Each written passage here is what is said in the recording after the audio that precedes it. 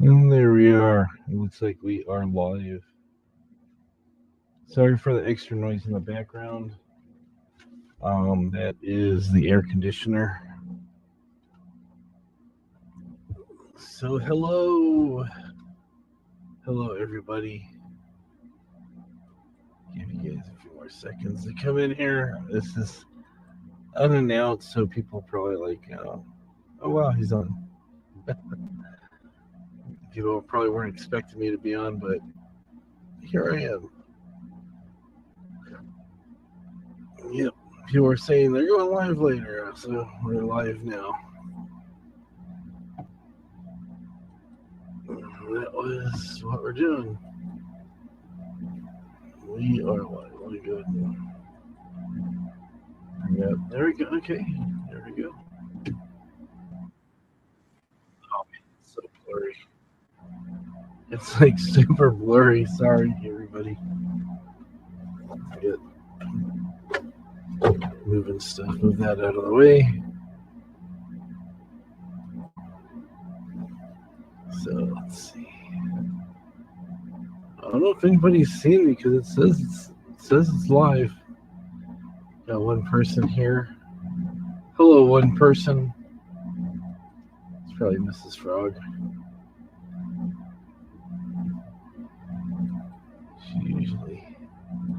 She's usually on here to help me out. So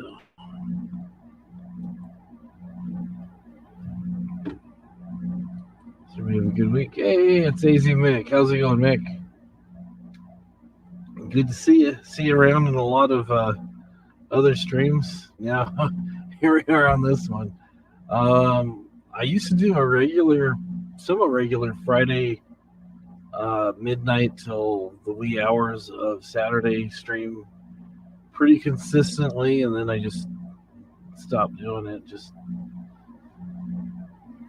got busy, didn't have time to do it really. So, but we're gonna start doing that, and then I apologize in advance because I have the little Wi-Fi avatar thing that keeps changing. So we are, I don't know if anybody's heard the news, but we are moving to a new location, and we're still waiting on a lot of loose ends to be tied up.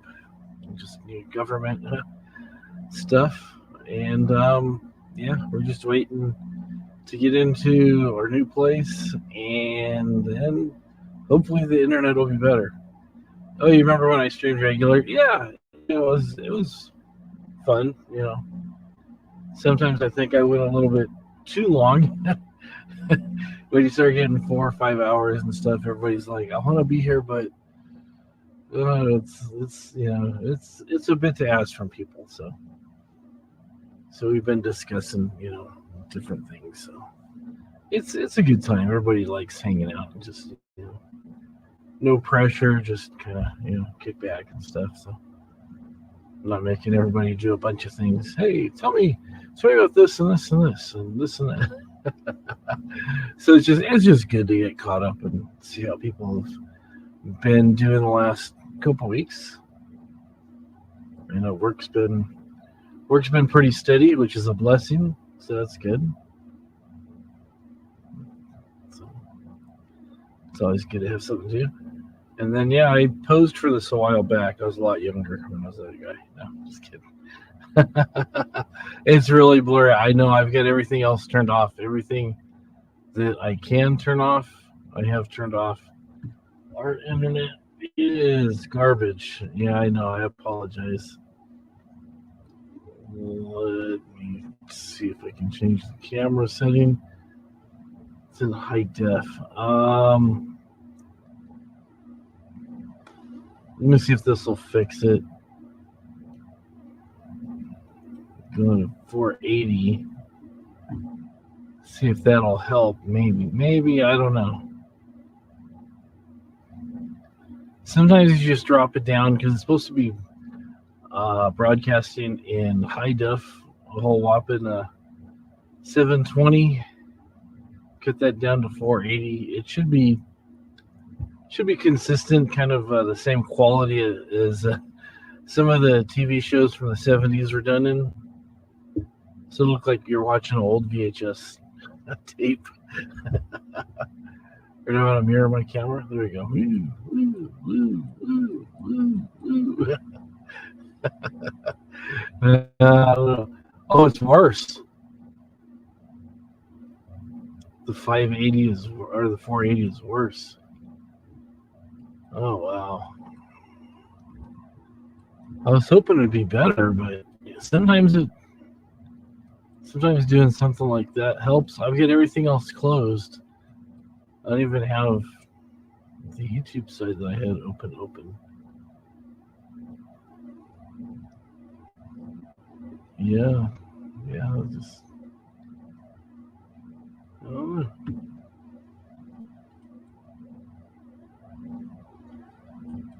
Let me try this here. Oh yeah, it's horrible. Wow. That's horrible. I'm sorry, guys. Hopefully that's a little bit better. I'm not even using like a virtual background or green screen because I know when the internet's kind of on the weaker side, those little things will overtax the computer and make your internet not work so well. So hopefully that's a little better. I don't know. No, it's not better. All right. This I have everything else shut off. There's nothing else I can do.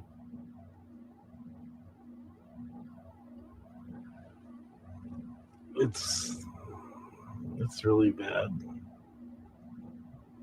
It's worse.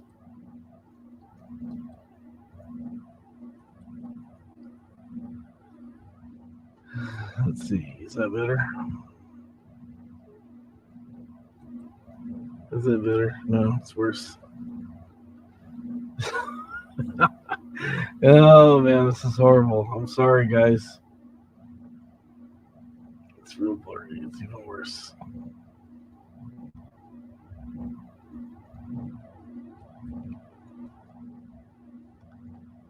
Okay, let's fix that. Yeah, I don't have. Oh man.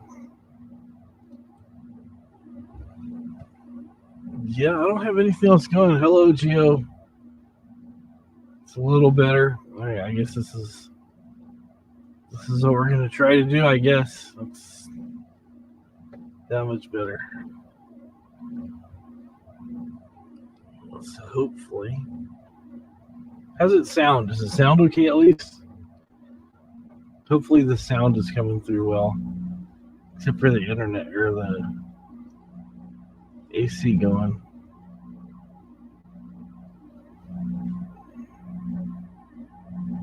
It's like that thing is.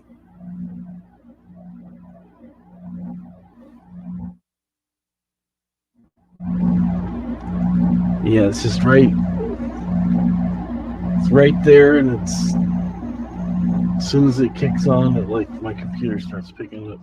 Sounds great. Okay, well that's good. That's good. At least we have sound. Because I was gonna say if we don't have sound.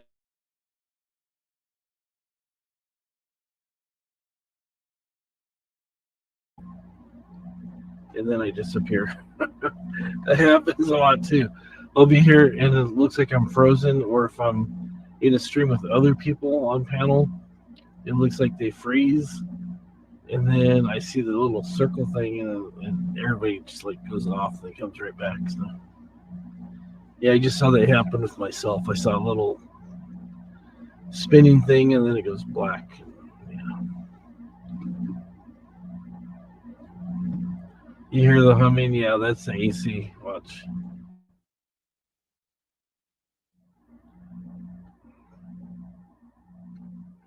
It goes away. When my mic's barely on, it goes away. A little louder, turn the mic up.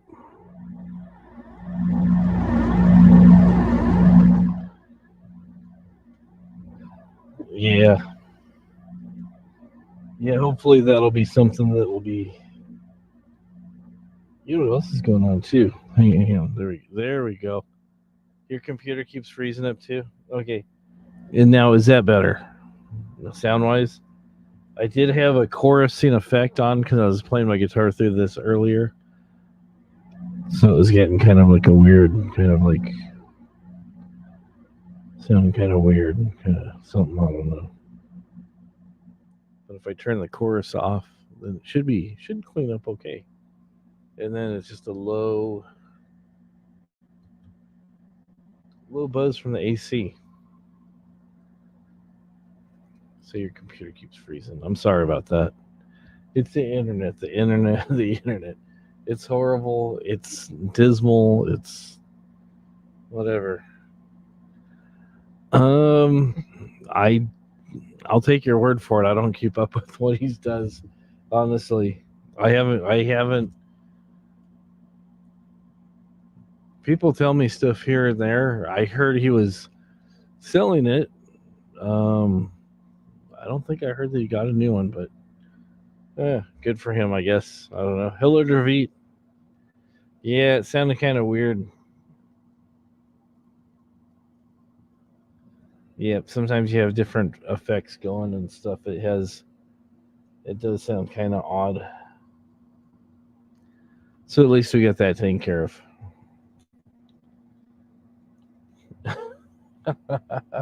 Your ice cream keeps freezing up during my show. There you go. That's what I like to hear. I like to hear people having ice cream freeze up rather than melt and turn into a big old mess. So it's good to see everybody. Am I wearing makeup? You're listening to the last time I was talking about people ask me if I wear blush and stuff. No, my face is just kind of flushed and red and stuff. Wearing makeup? I don't think so. Let me see here. No, I don't have any filters or anything on. This is the real me. Don't hate me because I'm beautiful. Hey, Skiwi, Bonnie's on her way. That's good to hear. That's good.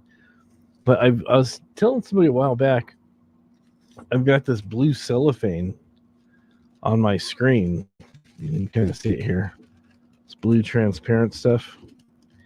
And it keeps my face from being all flushed and red and looking like I've been out in the sun for days and days. See, there you go. You kind of see my face is kind of reddish. So there you go. Too much eyeliner. There you go.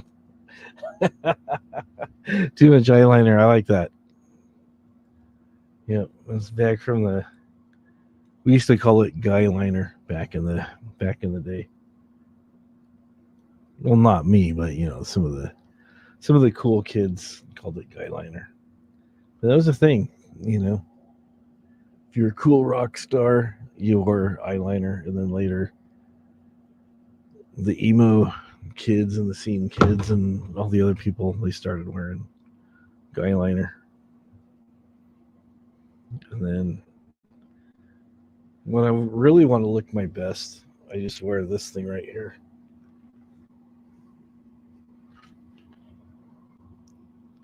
It looks really good when I have my strap that almost matches, but not quite. On my guitar.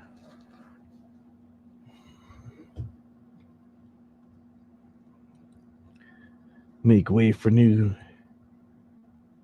things. Furry? No, I'm not a furry. Oh no. Oh no. You didn't just touch your eyelid, did you? Oh no. Oops. There we go. It scrolled down. Yep. Nurse Ratchet was showing us earlier that she has become a pepper rancher of all things in her spare time.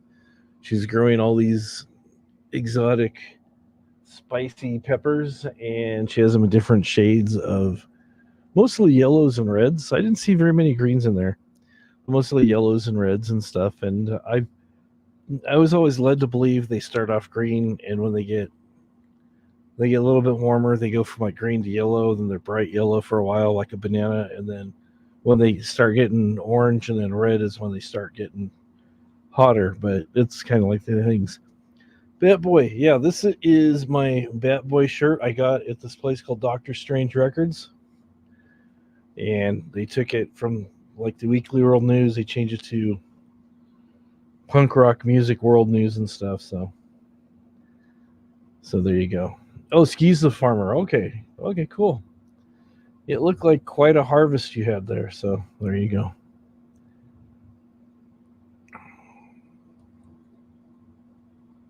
You have that edition of the Weekly World News. I've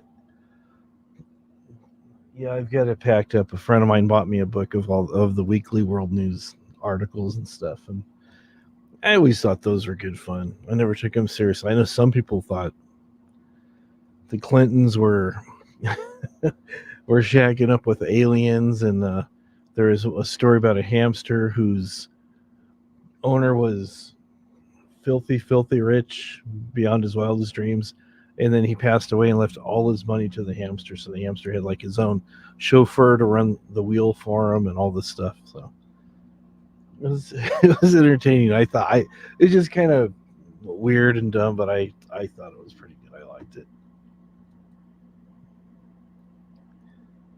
Oh, that was only 6 pounds. That looked like quite a bit of peppers. So he is the Pepper King. Wow. Wow, that's a lot of peppers. You told me that he grew them. Okay,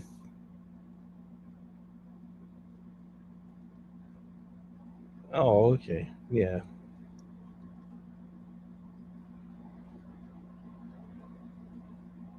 Hassan Hussein. There was one with Saddam where he was transitioning, and then the other one was I think Osama bin Laden or something. It was like those stories are just like, yeah, it's but the other one where they've caught mermaids in some swamp in Louisiana or something like that. So there you go. There you go. Oh, okay. I thought she grew them too. So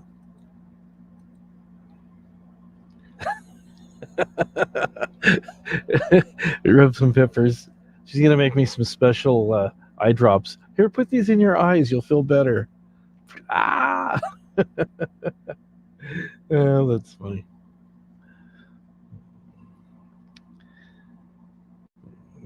Get me to name my cat Oliver.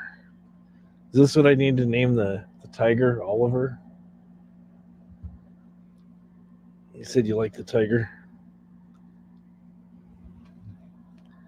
It looks like something you'd see like some some high school that didn't have a lot of money in the budget. That would be their mascot. His head's kind of crooked and one eye is kind of offset a little bit. Oh yeah, Osama bin Laden got a job at 7-Eleven. There you go. Let's see if I wear this. There we go.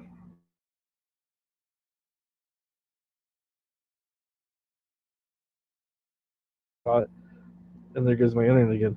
But when I try to pull it off, it wants to snag the headphones.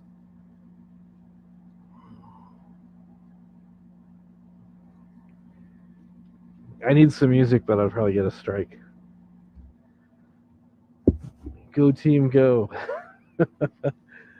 I'm the mascot for the Winnemucca Tigers or something. I don't know.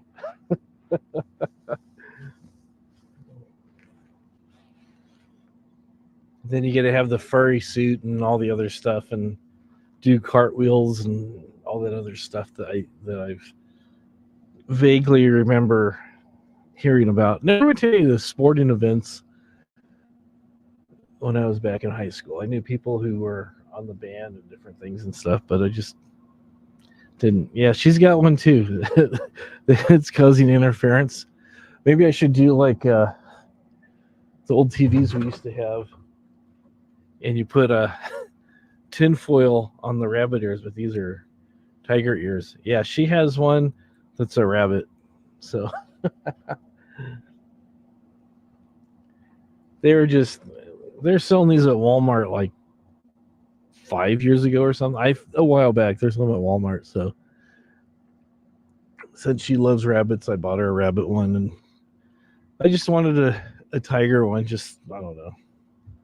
So I can do Eye of the Tiger. I gotta name the. Where's that? Oh, again, Tiger Oliver. Oh, there you go. Put the hit on wear it for the rest of the hangout. I know one time I started a hangout and I used that skeleton dude that I had. You could mow it. It's actually ventilated pretty well, surprisingly.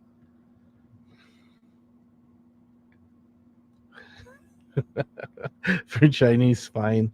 Yeah, it's like yeah,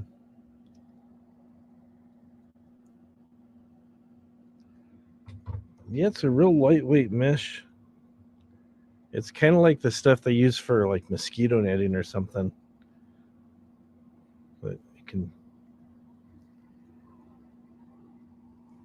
kind of see, like, I'll put my hand in here so you can see my fingers. It's not very thick. It covers up your face pretty well. I think if you're like right in my face, you can see my eyes. But it's it's easy to see out. So could be driving down the street and wearing this thing, or sometimes you can just wear it on top of your head, like on the Flintstones when they're the water buffalo. You just put it on top of your head.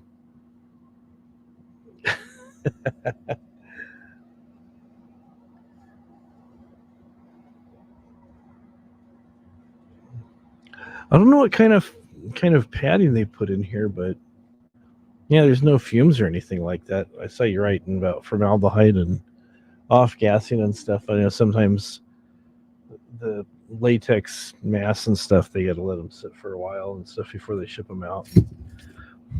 There's a guy that I watch that makes masks and stuff. He makes all kinds of crazy stuff. It's called Stilt Beast Studios, and the guy's amazing. He is an artist. I tried doing a couple things he did, and I didn't get very far. But yeah, he's a definite artist. Yeah, you're saying formaldehyde is off gassing. Yeah, it's just cotton and the foam. It seemed like it was like some type of like just cotton and maybe fiberfill or something. It wasn't really like, oh no. It's pretty comfortable. Yeah, wasn't long enough for a vid. Yeah, I thought about wearing that and like doing a skateboarding video or something one time. Oh, don't even talk about that movie.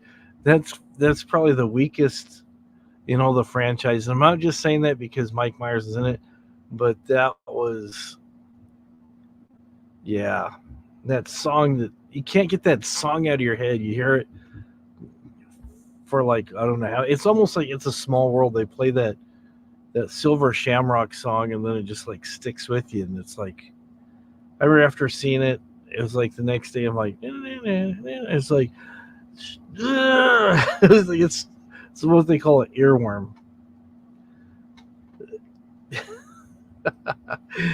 Yeah, I'm the only one that gets a Halloween 3 joke. Punk is good. I like Punk. Punk is awesome. Yeah, she hasn't seen either. Oh, there you go. The first one is a classic. Is good. I remember seeing it. I'm gonna say I saw it as drive-in, but no, that's not correct. I saw it on VHS. Yeah, I saw it. I saw it at a friend's house the first time. Oh no, we had one of those boxes that sit up on top of your TV. It was on TVs where we saw it. Yeah. Okay, on TV. First one was good. It was different. The second one, I didn't really think it was that great. It's just they tried to outdo the first one, but it looked like it was just kind of thrown together because they weren't. It was shot pretty close to the same time as the first one for continuity reasons. That's all I'm going to say about that. They tried to make it feel like it fit in the next succession of films. Um, I don't know. I didn't like it. And then they did a big departure with Halloween 3 that was a total different story than Mike Myers. And then they brought it back. Now there's, I don't know, they've reissued them and redone them and everything else. I'm like, whatever. There you go. Alrighty. Yeah. Let's see what I'm missing out here.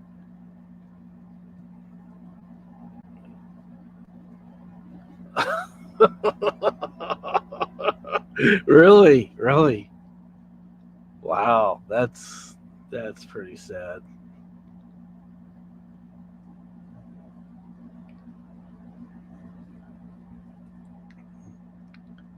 Funhouse. There you go. Skip Funhouse. Oh, yeah. There's been a lot of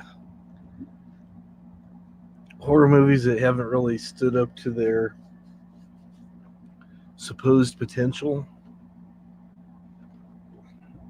Where's that one?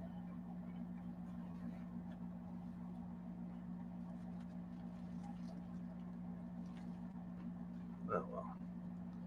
Yeah. Some of those. Sometimes they try too hard.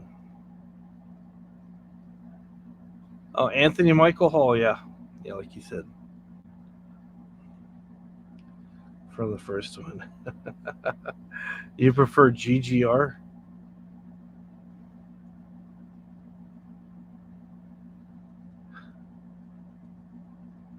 Oh, what's GGR? I'm afraid to ask.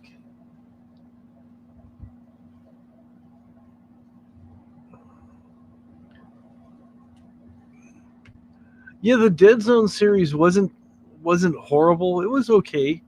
Christopher Walken was better in the Dead Zone movie, and of course, like most things, the book is better than the film in most cases. ABC, The Machine, You're very. Oh boy, Mr. Cheats. So yeah, yeah, that was. Oh, he's the new Scream Queen. Yeah, okay. Oh, Glenn Ross, whatever, with the Mr. Baldwin. You could do both ways. Yeah, you do both ways, right? Glenn Ross. Who told you could work with men? Oh, it's one of her favorite movies. Oh, okay.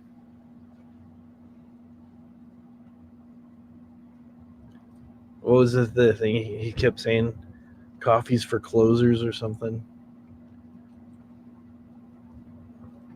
You had to sell a bunch of property, and first place got a car. Second place was a set of steak knives, and the guy goes, "What's third place get?" And he's like, "Spot on the unemployment line or something like that." You child, you child. So, still never finished this one all the way. It's very historically accurate. People don't know that Abraham Lincoln was a vampire hunter. There's too many lines in it. Hit the bricks. Yeah, they do a lot of talking in that one. I tried watching it once and it was just like, it's too wordy. I was like, okay. If I wanted something like this, I would just stay at work and let them lecture me on forklift safety or something like that. I don't know.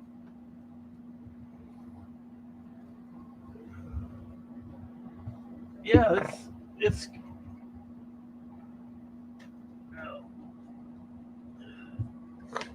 I've been packing stuff away. What am I dropping here? My phone. Let me hang up my phone before the aliens come. And I always say that because it goes beep, beep, beep, beep, beep, beep, beep, beep, which is never good. The thing that tells you the time allotted for you to dial has been exceeded. Please check the number and dial again. This is a recording.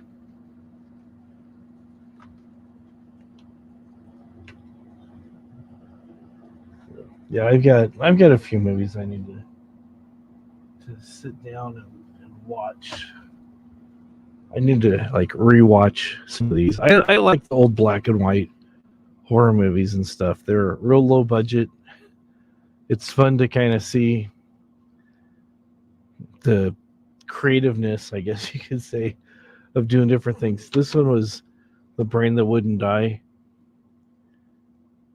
This guy's girlfriend ends up getting an accident, loses her head, so he keeps her alive in a pan and other stuff. Yeah.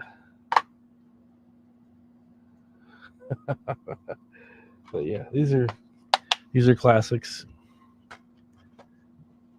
Yeah, there's 8 movies. Oh, the unofficial Chris Bliss. How are you doing? I haven't seen you around for a very long time. Hope things are going well with you. Hopefully we'll get some more music streams. I mean, if you're up to doing that stuff, but it's always good to see you. They're half comedy, so that's what makes them fun. You know, they're classics, and is it not? Yeah, it's not on here. One movie that I've watched a bunch of times is called The The Killer Shrews, and that one stars a very young. This thing's chorusing again for some reason. And that one stars a very young Roscoe P. Coltrane, otherwise known as James Best. This is a comedy, but this is still good. Weekend at Bernie's, a classic. Weekend at Bernie's 2, Weekend at Bernie's, the original one, is pretty good.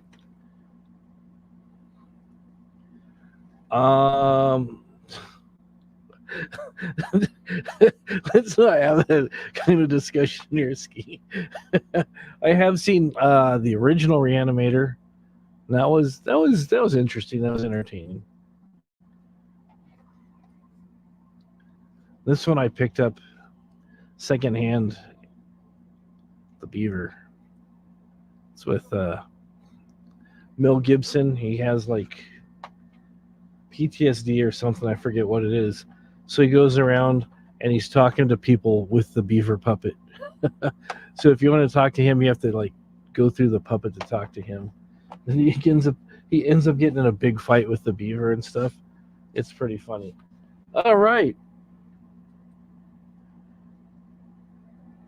You were too young when you saw Weekend at Bernie's and scared you. All right. My show will be back on Saturday, October 28th. That is good news. If you've not seen the unofficial Chris Bliss do his thing, you are in for a treat.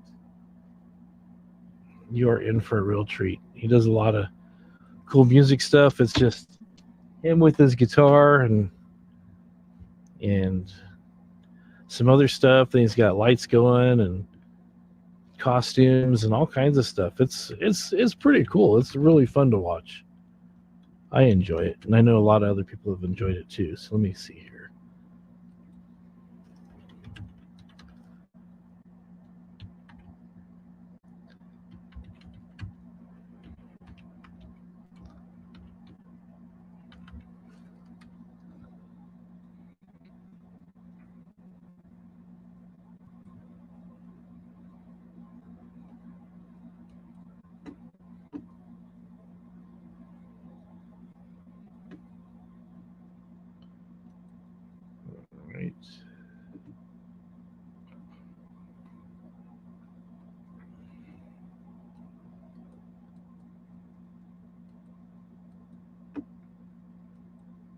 There we go.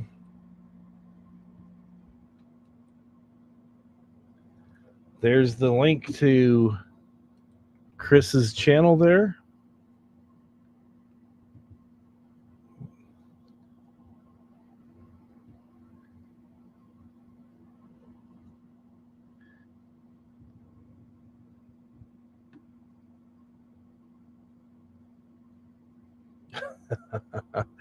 All right. Didn't agree to any of this. Oh, okay. Yeah, avert your gaze. Yeah, it wasn't. Thank you for removing that, by the way. I think it's gone. I don't know, it's still there. All right. Yeah, let's make it official. I think there is a R&B singer or something that's using that Chris Bliss. So there you go. What were we talking about? We're talking about old movies and stuff. Another classic, The Day the Earth Stood Still. They remade this. I have not seen the remake. I've heard people say it's just as good. Some people said, don't waste your time. And then, of course, you got to have your comedy, Phil Hartman and Chris Farley, best of Saturday Night Live, some really cool skits and commercials and stuff. Both those guys no longer with us. Miss these guys. This guy had some issues with substances and ended up taking him out. Phil Hartman, his wife, accidentally she actually shot him when he was sleeping and stuff. So very sad story. Talented guy, cut down and was probably pretty much the prime of his life. Okay, here we go. The official Chris Bliss is actually a juggler, not the vein in your neck, but someone who like spins things around and tosses stuff. Just wanted to make sure I clarify that, because if you guys are having your test for your phlebotomy license and people go, "Where's the jugular?" and you go, "Oh, it's that guy that does the thing with the balls, or the lady does, or the person, or whatever, who has these things with the balls going up in the air, or they have an egg and an apple and you take bites." That's a jugular versus the jugular, which is there. So just want to make sure I clarify that in case you guys ever get tested on that. So there you go. Thanks for the sub to Chris. Chris has... Wow. I thought you had way more subs than that. You deserve a lot more subs than you have. He only has 240. Or Juggalo. There you go. There you go. And that would be what AZ Mick is, I believe, with Juggalo. No, just kidding. Juggalo, those are the Insane Clown Posse guys with the white and black makeup. And they get the song about magnets and all the other stuff they do. Let's see what else. What else do I have that's interesting? I still have my flask of Sirope del Erasor, or Erasable, or whatever that is. Maple syrup, pure maple syrup from Canada. There is a Mountie who stuck this in underneath the saddle of his horse and smut. No, just kidding. A friend of ours sent this to us in the post. Sometimes I start telling stories and people go, "Wow, really?"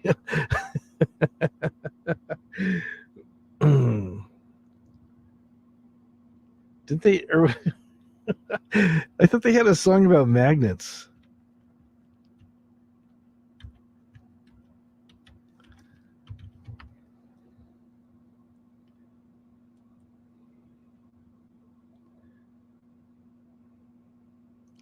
Oh, it's their song "Miracles." They talk about magnets in that. So that's what I'm thinking of. That's what I'm thinking of. The song's called "Miracles." So, yeah. That is what that is. He calls himself a juggalo, but I don't really think he is. Well, for starters, they have like big festivals and they're groups of people that get together with similar interests. And I don't know much about that guy, but he just kind of seems like he's kind of more of a loner type rather than one who would associate with quite a few people. So, let's see what else I have. Trying to find stuff that is interesting. I showed my tiger head. Got the blackbird of happiness here. My crow.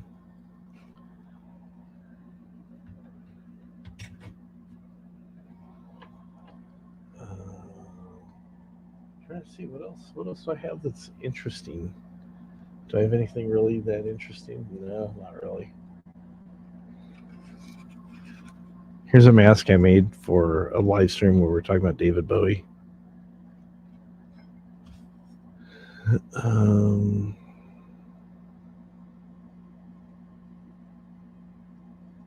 I actually have one of those. I do.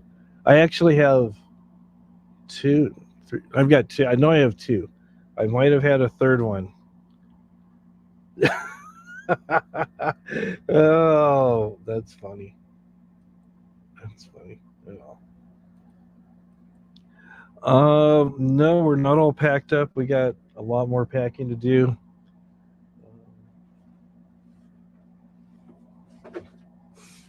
Got quite a few boxes to fill up.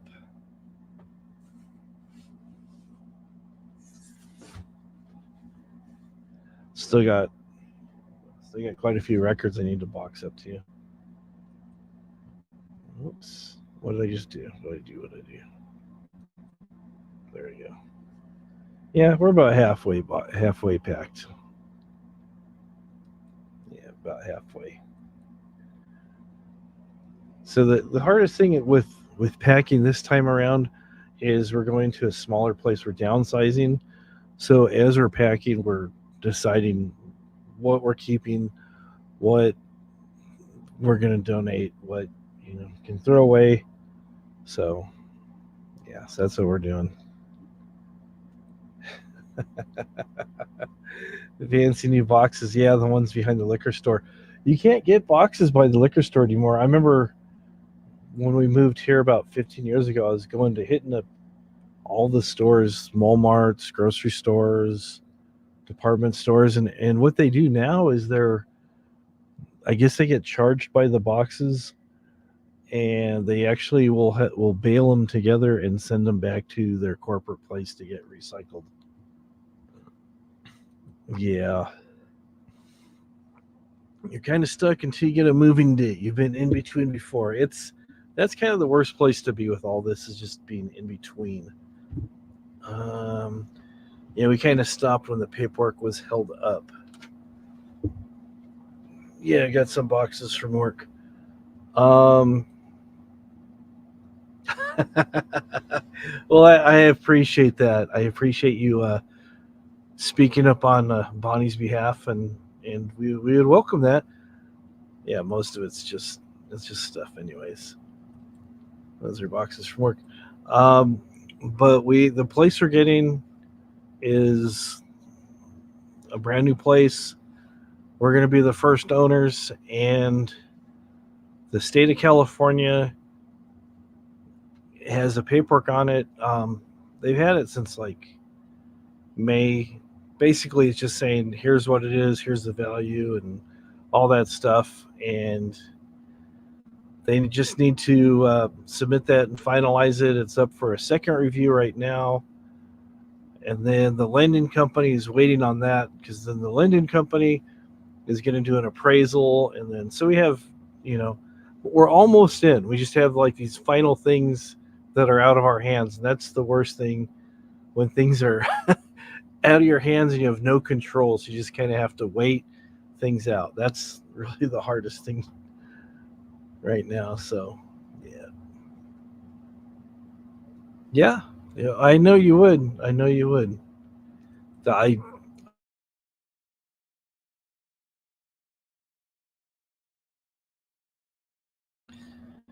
my job's here, and I we were able to qualify for a place because I have a long work history.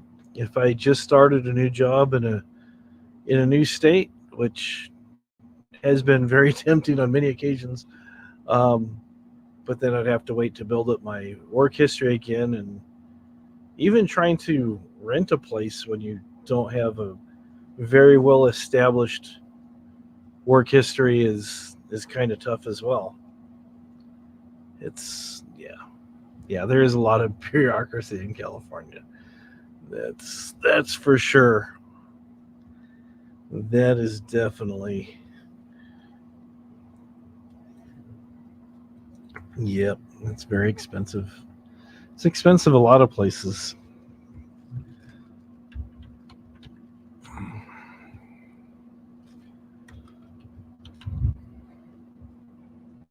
Um,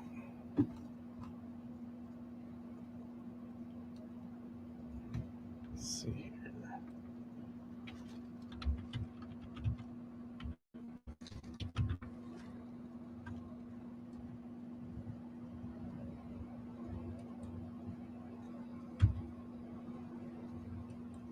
Yeah, it's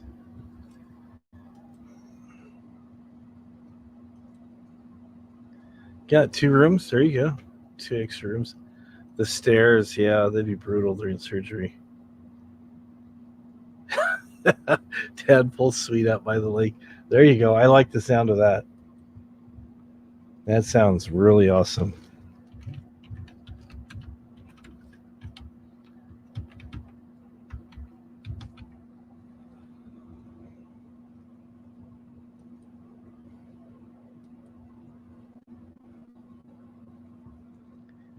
Yeah, California is like, I don't know. It's one of the most expensive states to live in.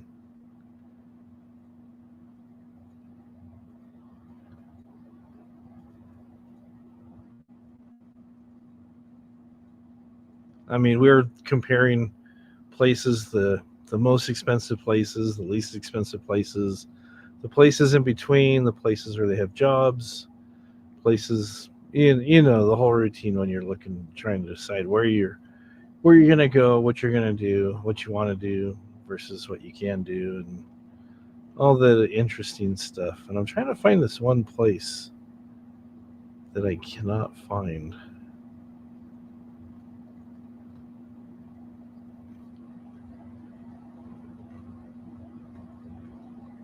Yeah, I can't find it now. Rats.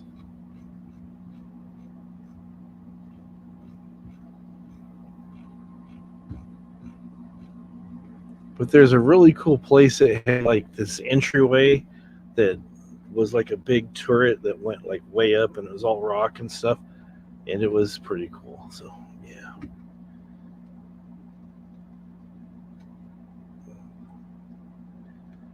yeah, it's cheaper where you're at, but yeah, it was 100 here today too. It was hot. Yeah, he's in Arizona. There you go. You're in Tucson. All right. Yeah, here it gets pretty warm. But one of the places we were looking at, it's like,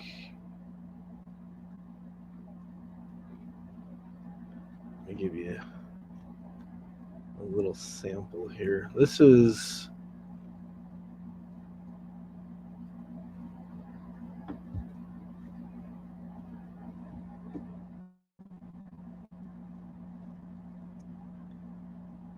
go another one here.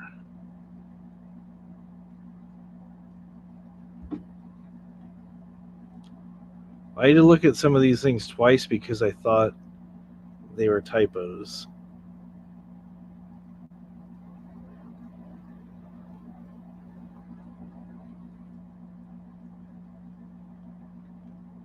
But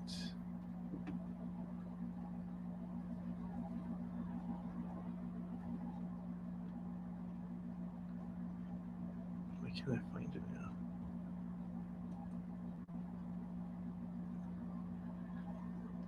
Anyways, there's these really nice Victorian style homes in West Virginia that were pretty inexpensive. They were like around a 200,000, 150,000, somewhere a little bit more.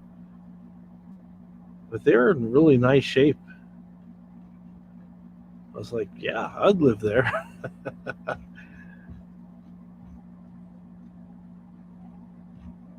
But it's like you compare what you can get in California.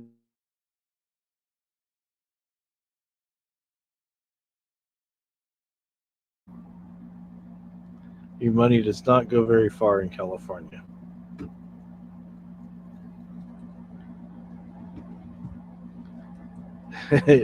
Massachusetts, yeah, I hear you guys have some pretty big taxes and stuff.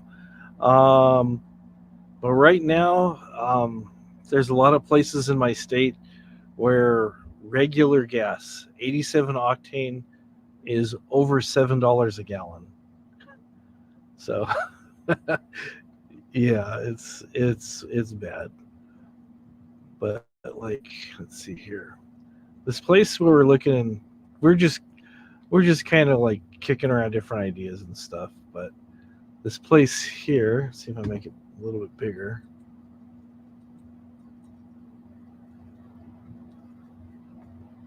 That did no good, did it? I don't know. Yeah, you can see a little bit better there. Um, this was a little bit out of the price range. This is almost 500,000, 465,000. This is a 4 bedroom, 4.5 bath, 4,888 square feet, and it's pretty nice actually. It's,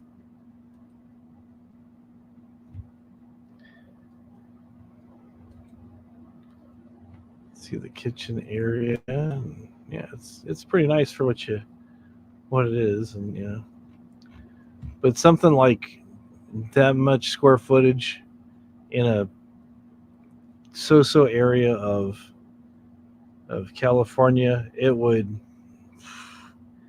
probably be close to $2 million easily, easily. Not even close. You need to though. Yeah, it's crazy. It is crazy. Yeah, $4 a gallon. Let's see. You paid 290. Yeah, it's just it's so crazy expensive. It's so yeah. There's one house we're looking at online, and it was an older house and it needed refurbishing. It was $600,000. It's just like it's crazy. Hey, Rubby. Yeah, it was just a track home, and you could tell in the pictures there was a lot of painting and light construction that was going to be needed, but it's like wow.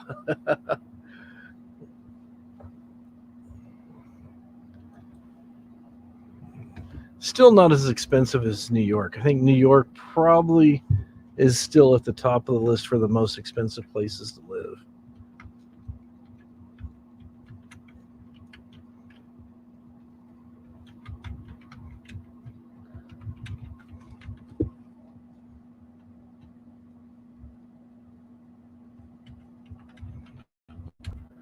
Yeah, I think we topped. Let's see here. Okay, New York tops the list. This is most expensive urban areas, cities. So Manhattan is the most expensive, then Honolulu, San Francisco, Brooklyn, New York, Orange County, California, Los Angeles, California, Washington D.C., and Boston. Yeah, so it's expensive. Yeah, I don't know. Sometimes Tribe shows up for a little bit, then he's off to hit the showers or feed the dogs or something. I don't know. So if you see him, tell him we said hello. Yeah, that house we were looking at was pretty bad. That was pretty bad. Rose in New York. Yeah, there was one thing I saw because I mean, even before we were talking about moving, we are just watching. You get bored. There's nothing good on TV, so you slip on over and watch some videos on YouTube, and you're watching to see how people can can live like a minimalist lifestyle. And there's these people that are living in these tiny, tiny apartments in New York. They're like, I want to say like about 100, square feet. And they have all this furniture that folds up, and they've got Murphy beds. And this one that we're watching, it had like a big cube like in the middle of the room. And one side was like the room area. Another side of this cube was like the cooking area. In the middle of the cube was like the bathroom facilities. And then there's like a ladder that you pulled something out and it brought the steps out. And you climb up this ladder, and there's like a loft bed on the top of this thing. I mean, it was interesting to see how creative people were, but they're paying quite a bit to live in like about a 10 by 12 room. It was pretty bad, yeah. Yeah, 700 square feet is doable. 100 square feet, not so much. Yeah, the place we're moving to is, I'm trying to remember now. I think it's like 1,200. It's somewhere around 1,200 square feet. So it's not it's not like a giant mansion, but it's nice enough where you're not in everybody's back pocket. You're not tripping over everybody like, hey, what are you doing here? I'm trying to do this. You're in my way. Yeah.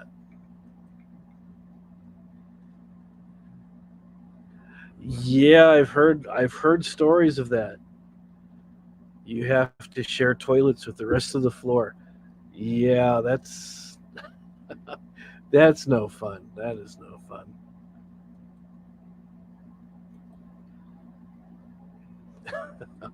That's never any fun. That's kind of like National Lampoon's European Vacation, where they had like the communal bathroom at the end of the hallway and stuff. It's like actually thinking about Stormy. That cat is getting big. It's gonna be a fat cat pretty soon. Give Garfield a run for its money. It is a very big cat. Well, it's still a kitten, but they grow fast. Let's see here.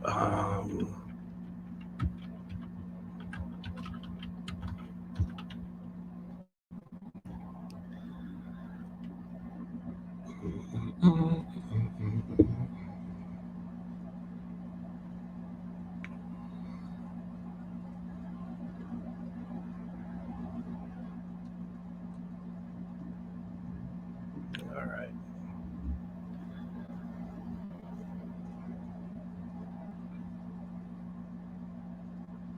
I think I might have found what I was looking for the other day. That's what the rumor is. That is what people are saying. He got his new home on wheels, so there you go. Stormy's attacking Orin. Yep, that's never good. So where am I? What am I doing? What am I doing here? Help me out here. Help me out here, folks. All right, here we go. Sometimes it's nice to have a place with your own bunker, not an Archie bunker, but a bunker where you can just kind of hide to get away from it all. So let's see here.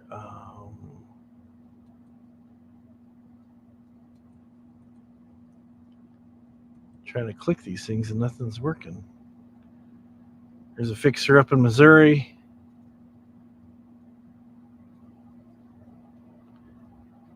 Oh, there we go.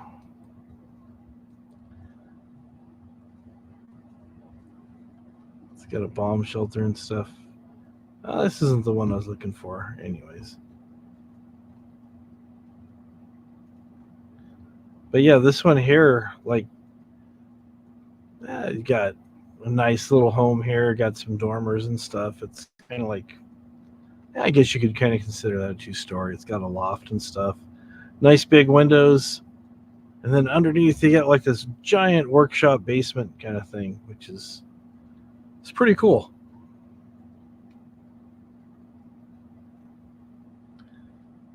Then you got these compounds in Arizona.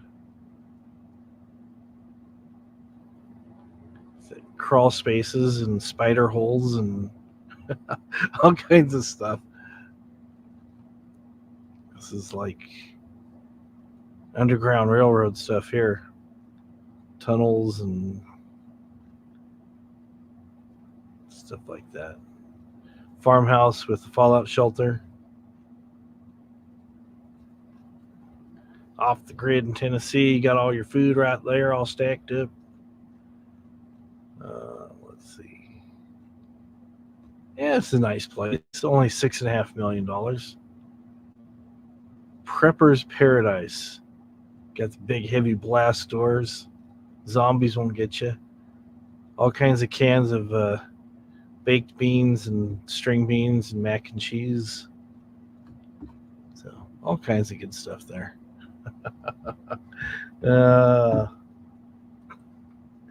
What did I miss? Knew you could grab popsicle.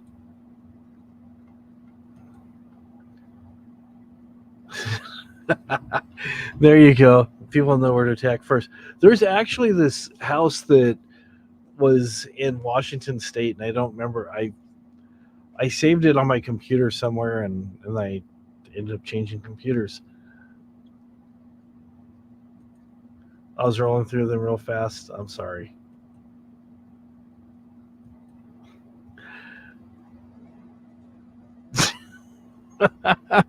You're trying to get her to do me in, huh? But there is this place. It was pretty cool. This guy dug it all by hand. Took him like 35, 40 years. But it was a single-story ranch-style home, but there's like 3 stories underground, and he had all these blast doors and all kinds of hidden passageways, and it was cool. It was like really, really cool. I was impressed. So, all right, let's look at this. All right, here we go.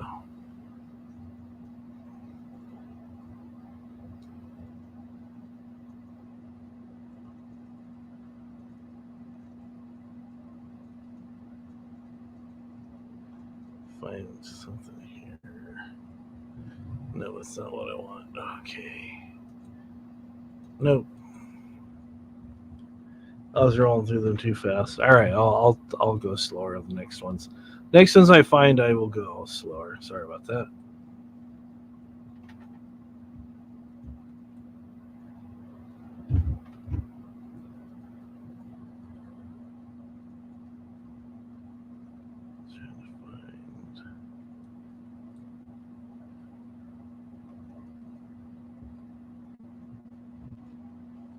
All right, here we go.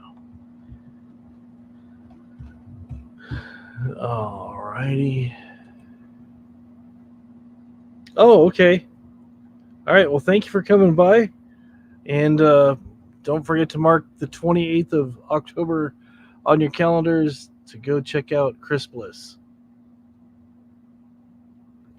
I'll be there. Looking forward to it. Oh, picture is nice and clear. That's good.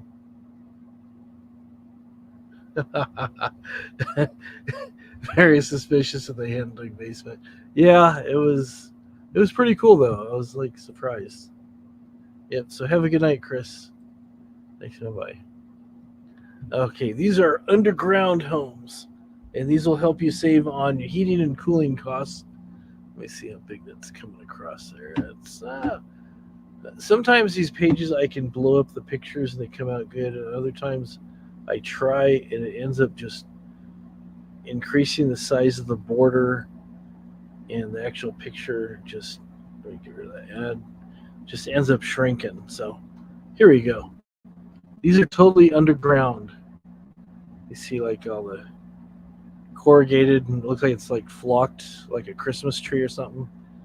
Get your TVs and your old 1995 computer monitors, chairs from the Jetsons. Yeah. It's like a nice sitting room with a few TVs, but it's actually inside an old miso silo in upstate New York. The listing mentions it stays around 50 to 55 degrees all year and is relatively dry. So it talks about, the things that you need to pull off the modern decor. So, anyways, up next says, the yard's not bad either. It's the only silo which has a functional main blast doors. Semi-functional blast doors don't cut it today. You gotta have protection. And it has a floating shelf with super secret hiding spot to your living space. Get some ideas on how to finish a basement. Let's see what they got hiding in their shelf. Is it still okay?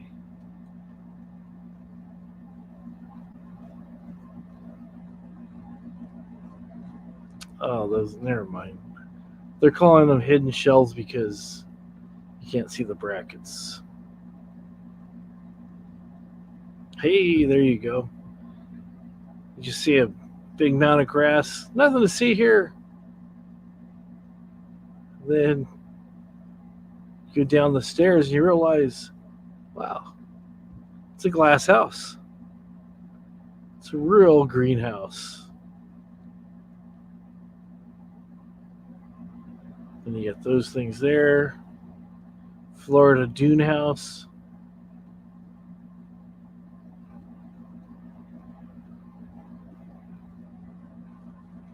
Like the beach. This one is, Missouri, Caveland. You get this. I'm not sure if that's a single house or apartments. Oh, offices and a home. So, they moved into a cave. What if they have pictures?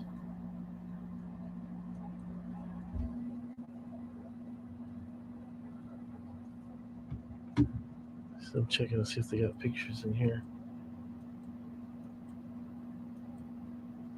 Oh yeah, they got pictures. All right. I just sharing that same screen. Okay, let's do this. Let's share the pictures from Cave Town, shall we? This is in Jefferson County.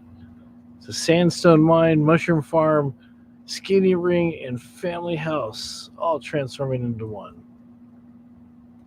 We'll make this bigger so you guys can see it better. There we go. Yeah, you guys can see it pretty good. Hello, Dusty. Yeah, bugging out. Yeah, there's a lot of people talking about bug out bags and stuff. Yeah, that's. Yeah, they used to tell you how to do that and how to make all kinds of cool stuff. Then there was, I think it was Popular Mechanics that used to have this thing called the Wordless Workshop, and it had this cartoon where usually the wife, had some issue with trying to wash her blinds. I remember was one, and the dad came up with an idea to put the blinds in a big PVC tube with the cap on the end, but it has holes in the cap, and you put water and dish soap in there, and it had a thing to rock back and forth and helped you get your blinds clean or something. I don't know. There's like stuff to hold your rakes made out of PVC, all kinds of stuff. Hello, Paulina. Good to see you. Yeah, there you go. Kraft stockpiles or cheese. Hello, Lisa. But this place looks pretty cool. Cave Town. It's a pretty big house. Panoramic views just on one side. Not much of view on the back side of the house. Probably just Rocks. Looks like it's got a nice swanky nightclub built inside.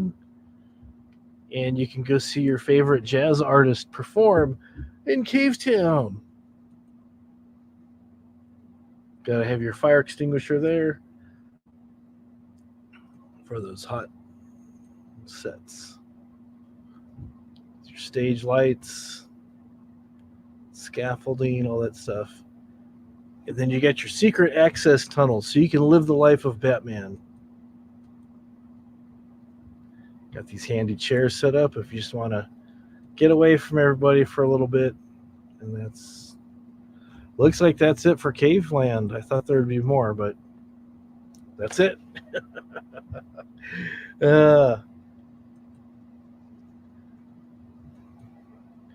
It's the record people. The record people are good people. So you collect your Raw and Dad's records too. So yeah, it's good to see everybody. Friend of mine, Chris Bliss, was in here earlier. He does some original stuff and does some covers, and he's got a setup at his house where he plays, and it's pretty fun to watch. He lives in Massachusetts, and he's pretty entertaining to watch. He dresses up in these wild costumes. One time he was an alien, and he plays guitar and has a drum machine and all kinds of stuff. Record people. Well, it's good to see everybody. It's been a while. There's worse things, yeah. There's worse things. You could be a hop frog, right? Yeah, he sings a lot of David Bowie stuff. He loves David Bowie. But he's pretty cool. Somebody introduced me to his channel, and I go, wow, that is cool. VHS community. It's funny you mentioned that, because there are some people that collect records are talking about bringing back VHS,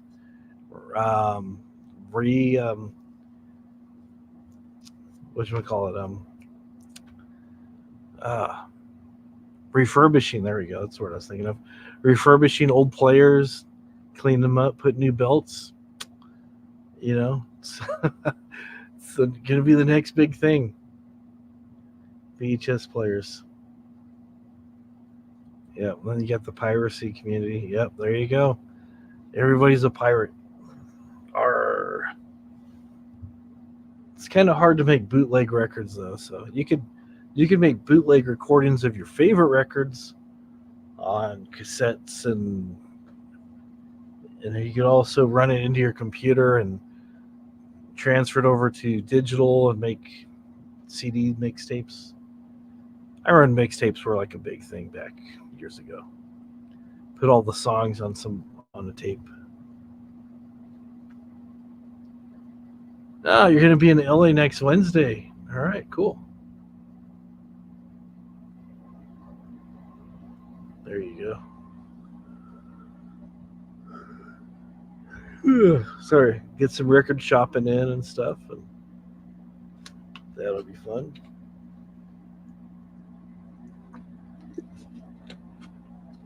I still have a lot of stuff to pack. Got a few more guitars to sell, but we do have a lot of stuff still to pack. It's kind of like overwhelming. You don't realize how much belongings you actually have until you start to move, or if you're simply just boxing things up. If you want to do some remodeling and you want to clean out a room, I hit my light again. You want to clean out a room to do some painting or whatever, and it's just like, where did all this stuff come from?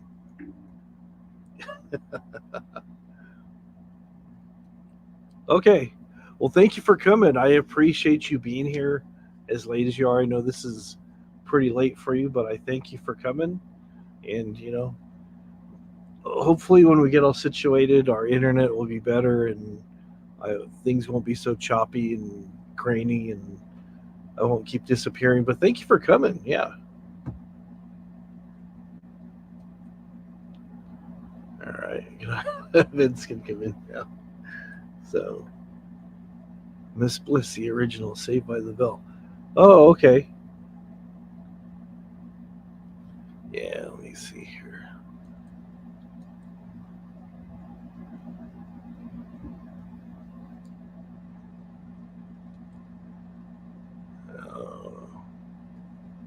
Yeah, I saw a little bit of the new Blink 182 video that's Dance With Me, their tribute to the Ramones. I'm just personally just not a fan.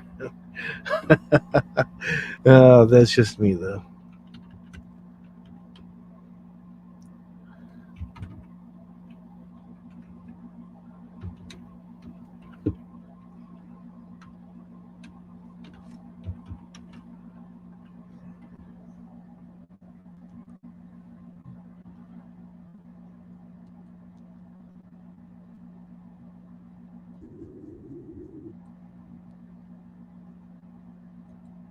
So, anyways, like I was saying, good night, Pepper King. My transmission is VHS quality. I know.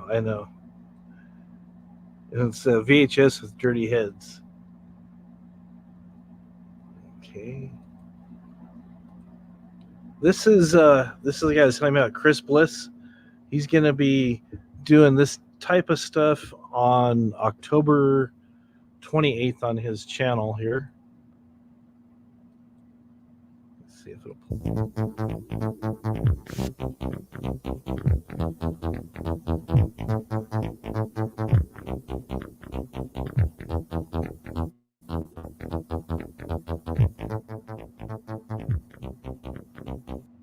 get where he's got the lights.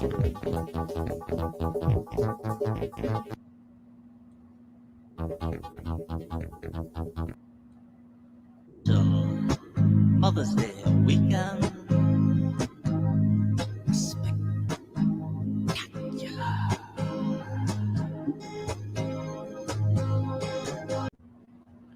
That's just a small taste of Chris Bliss. But he's a good guy. He's very entertaining. And Tim's here. It is always good to see Tim. It's been a while, Tim. It's good to see you. Everybody's saying, "Where you been, Timmy?" Yeah, he does performance art. Yeah, he does. Like I said, we were saying earlier, he does David Bowie covers. He does a bunch of other covers.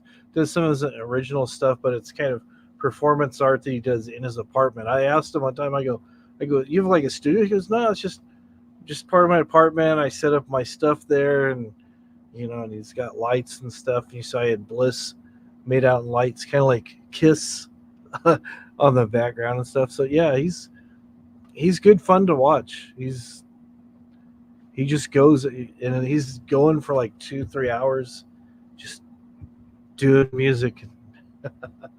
It's good stuff. Tiny Tim, I miss you. Well, everybody's glad to see you. Yeah, it's kind of he does a lot of different stuff. Sometimes he'll start off doing techno stuff and a little bit, and he doesn't do it for too long, and he gets into doing some other music and stuff. And it's like he might do like a little bit what you heard at the very beginning for just a few minutes and stuff. Usually he's doing that to kind of check the sound levels of everything and make sure all his lights and stuff are working. And then he kind of goes into stuff. And then he goes into like does David Bowie. Then he'll do like a Bob Dylan kind of thing, kind of like Bob Dylan if he was an alien kind of thing. But he's very, very entertaining to watch. No internet for 10 days. So your internet was down, or was this like an internet fast? I know sometimes people go, I just need to cut myself off, and I got things to do, and but we missed you. That's the bottom line, is that you were missed. And we're glad you're back. We are very glad you're back. So there you go. So what else? We're talking earlier about movies. I show my tiger head. What else did I say? I found a new home for my drums. we're just taking care of stuff little by little, just getting rid of all the big bulky stuff when we move. So got that out of the way.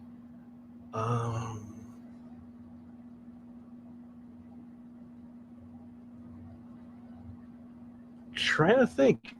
Show some records. You got cut off. I'm sorry. That's a long time. It was an intervention. They just cut you off. Said, no more. Show some records. You really want to see a couple records?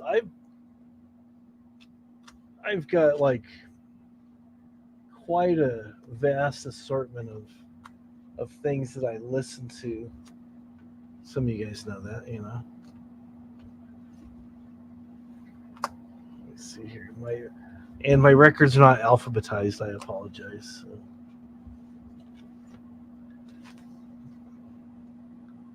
I got this for $1.99. Said it had skips. Ran it through my cleaner. Plays perfectly fine.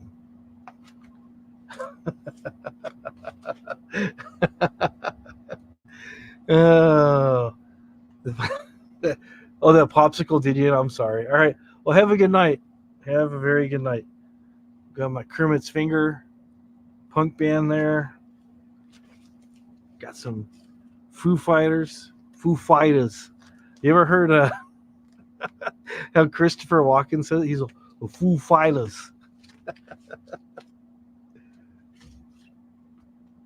He's a good guy. I like Christopher. I don't know him personally, but he seems like he's good fun.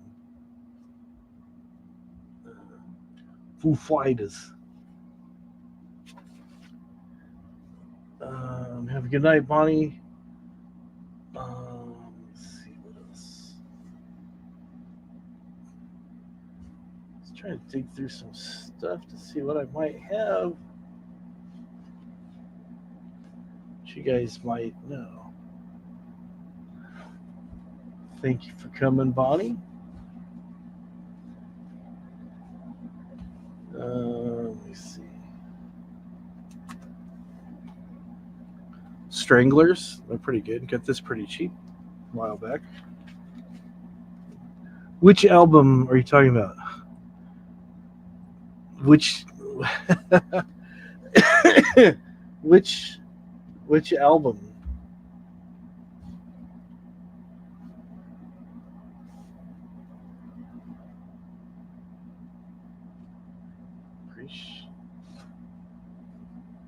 Oh, it's Nurse Ratched. So, the Foo Fighters. Yeah, where did I get that?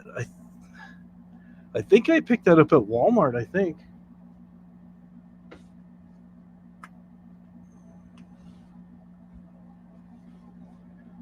This is another one that said skip. I like a lot of it. I like a lot of different stuff. Like I said, this is the New York Dolls. This one right here, you see it says track 1 has skips. Ran it through a record cleaner. Plays fine. It's good. Yeah, I got that thing for like $2. I was pleasantly surprised. And I got this for $7. Cheap Trick, live at Budokan. Sorry. Sorry, I do not have any Rico Suave.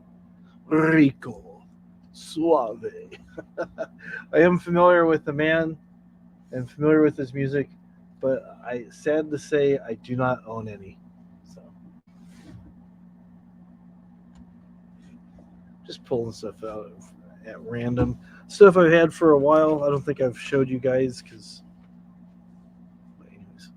Zero Boys, Vicious Circle.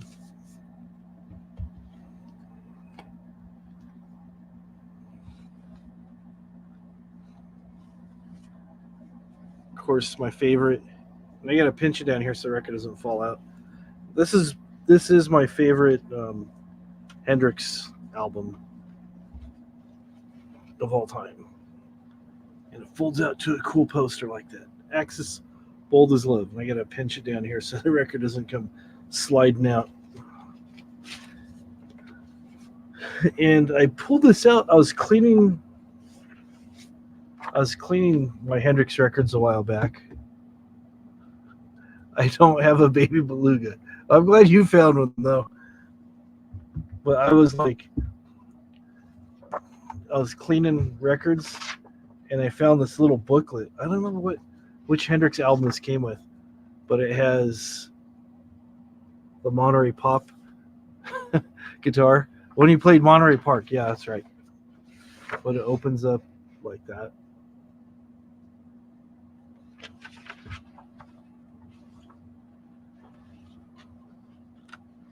Has a whole bunch of his scribbles and stuff.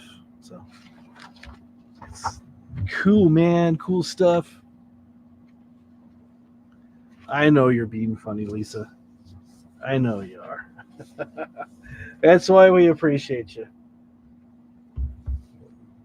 The Baby Beluga and the Raffi and all the other stuff. How about that? Dinosaur Jr. Bug.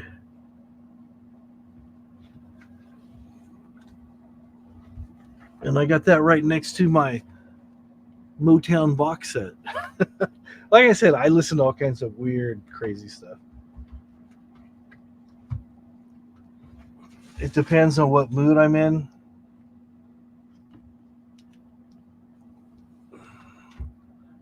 Sometimes I'll just be in the mood for a little bit of Smokey.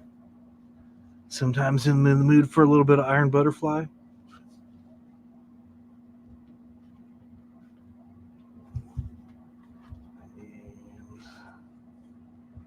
what is that?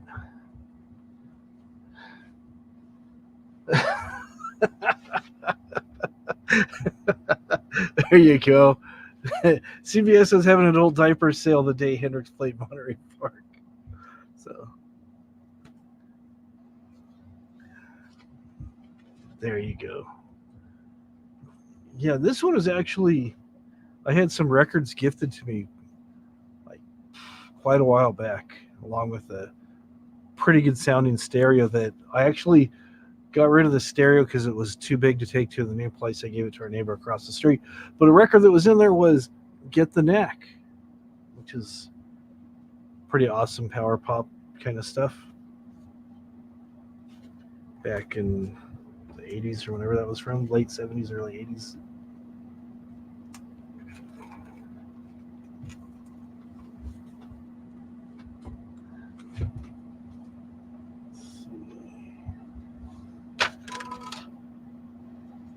Here's my CDs. Got a couple CDs stacked up.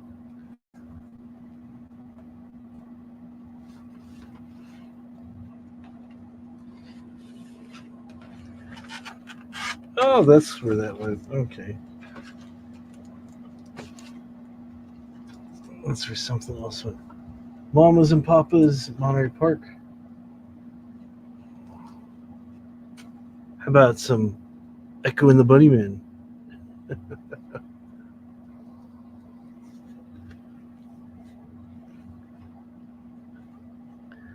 And they trick you. They make you think this is going to be like some really cool gatefold with some pictures and stuff. Nah, it's just a double album. You feel like you get kind of gypped, but you know, the music's good, so that's really what we listen to. I do not have any Jimmy McNichol records. Those are rare. Those are super rare. Very, very hard to find. And his sister Christy, I don't have any of her stuff either. Those McNichols.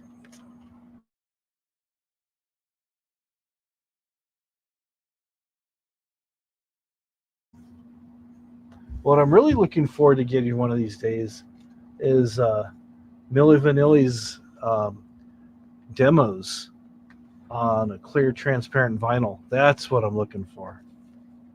That'd be good. This is, yeah.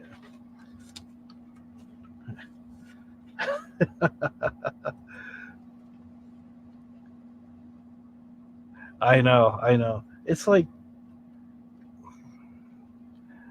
honestly, you'd know more than anybody, Tim. Honestly,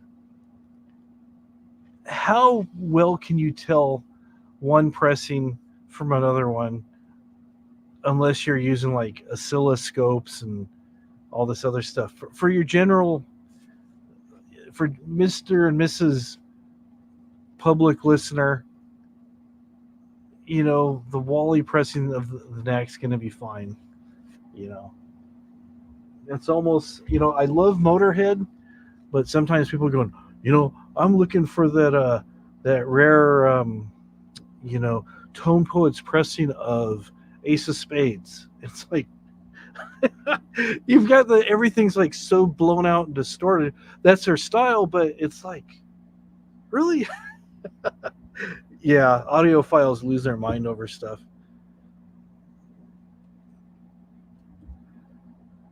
Yeah, that's what I appreciate about all you guys. You just you like what you like, you get it. You don't worry about what all these other people are saying. There's somebody who go, I could never have a copy of that. That just will not do. It's like, okay.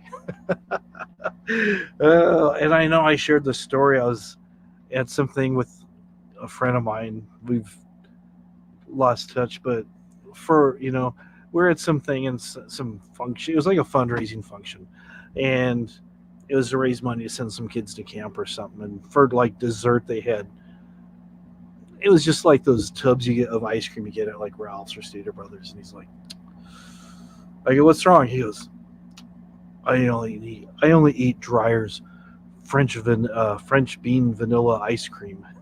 And I looked at him. I go, well, dude, it looks like you're not eating ice cream tonight. He got so mad at me, but I mean, like, it's like, come on, there's a time and place for everything. Really, there you go. Couple of Floyd CDs, but it's Floyd. See, there you go. CDs are great. Records are great. Cassettes. I know there's people talking about cassettes are going to be making a comeback, and they're refurbishing their cassette decks, and they're getting the anti-magnetic, whatchamacallit, and the alcohol with the swabs that are about this long. And I remember my dad had an 8-track player, and he's always like cleaning the thing and everything else. It's just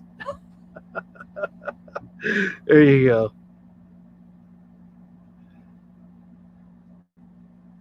Yeah, see, exactly. HQR pressing of the White Stripes. See, that's just overkill right there. That's the kind of thing I'm talking about. Hello, Boris. It's always good to see you. How you been? I know you've been busy working and doing all kinds of crazy stuff. So, yeah. Yeah, exactly. Exactly. They're supposed to sound raw. Oh, thank you. Yeah. Yeah, we I mean, it's so late at night, we never know who's going to show up. Some nights I've had 3 people up here, some nights I've had more, so it's like, it's just a kick back, hang out, whatever stream. It was just kind of like last minute kind of thing, so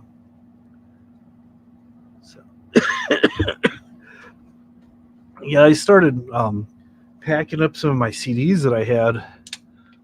I had some in boxes in the garage, and I had some packed away in the shipping container. And I'm like, how many boxes of CDs do I need? It's like crazy. It's like way too many.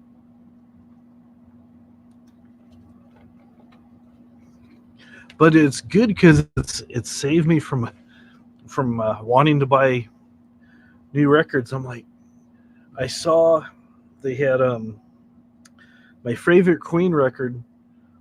I found it out in the wild, and it was brand new, and it was like a repress. It was like $25, and it's Queen News of the World, and I'm like, oh, okay.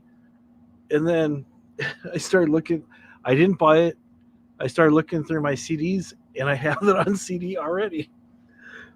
Some things I have like 2 or 3 copies on CD because with my ADHD, I forgot that I bought it.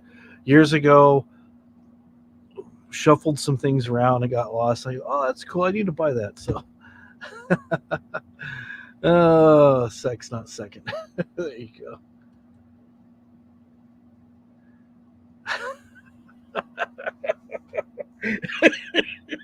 That's funny.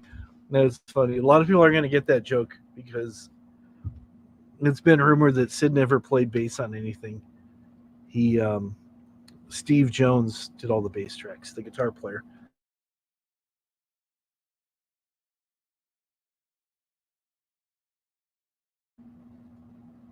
Right here. That's pretty funny.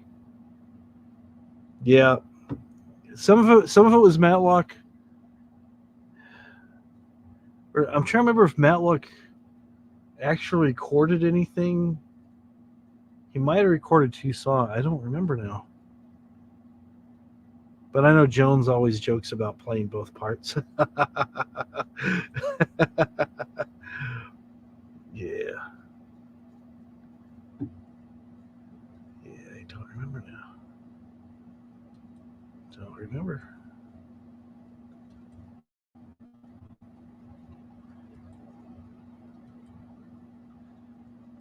Yeah. You fell for what, the Milli Vanilli? Milli Vanilli demos? Yeah. Yeah, that's what the word on the street was. He was just the pretty boy to look at, I guess. He was a friend of Johnny's, so Johnny wanted him in the band, and the rest is history, or so they say, something like that. What else did I find? I'm trying to think of anything else that's of interest that I've come across recently.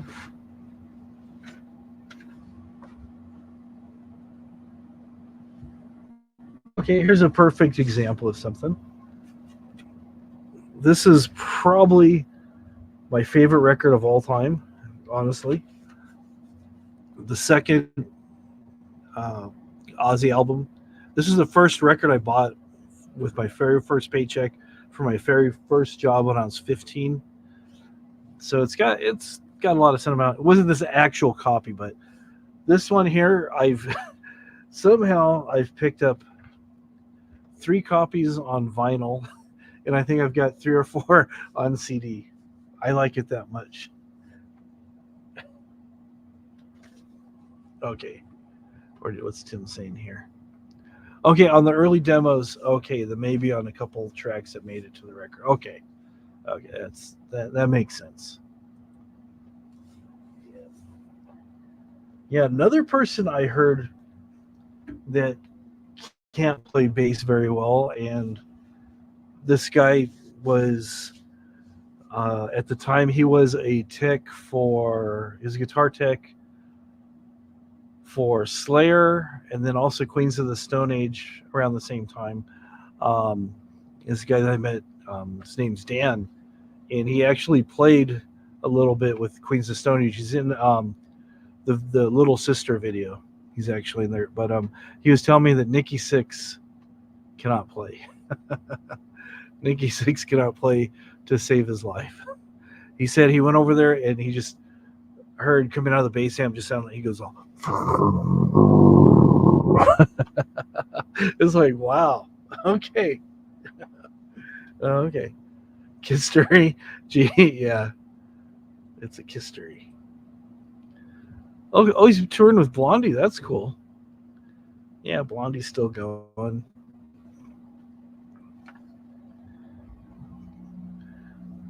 And if I remember correctly, she still sounds pretty good. Her voice isn't quite as strong as it used to be, but it's, from what I've heard, she's still doing pretty good. Some people, they get to a point where they should decide to retire because their voice, no matter what they try to do, their voice just isn't there, and it's kind of embarrassing. But I've heard Blondie's doing good. Ann Wilson from Heart still sounds incredible.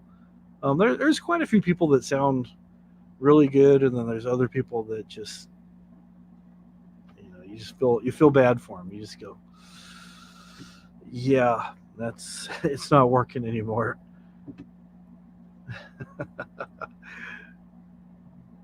Yeah, I like, but one thing that he does really really good is he'll pump his fist in the air like that, and his left hand isn't moving, but his bass is playing like some incredible notes on their own. I don't know if it's telepathy or what it is. It's amazing to watch. And I think he showed some stuff to Tommy too, because Tommy sometimes he'll play his drums with his mind before he gets a chance to sit down. Those guys are just at that caliber. Oh man. If I start offending people here pretty soon if I'm not careful. Yeah, people just, I don't know. I just don't get it sometimes.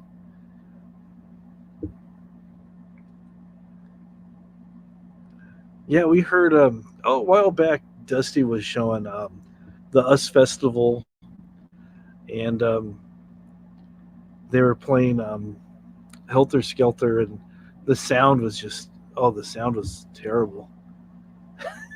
And everybody in the comments goes, "Wow, that's crap." Yeah, people aren't too happy with what they're doing. Vince Neil was doing his best impression of Kid Rock that day, trying to get the crowd excited and pumped up.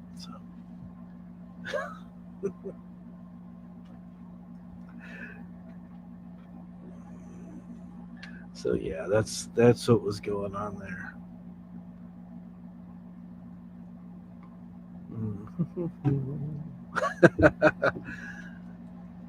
Yep, it's true. Very, very true.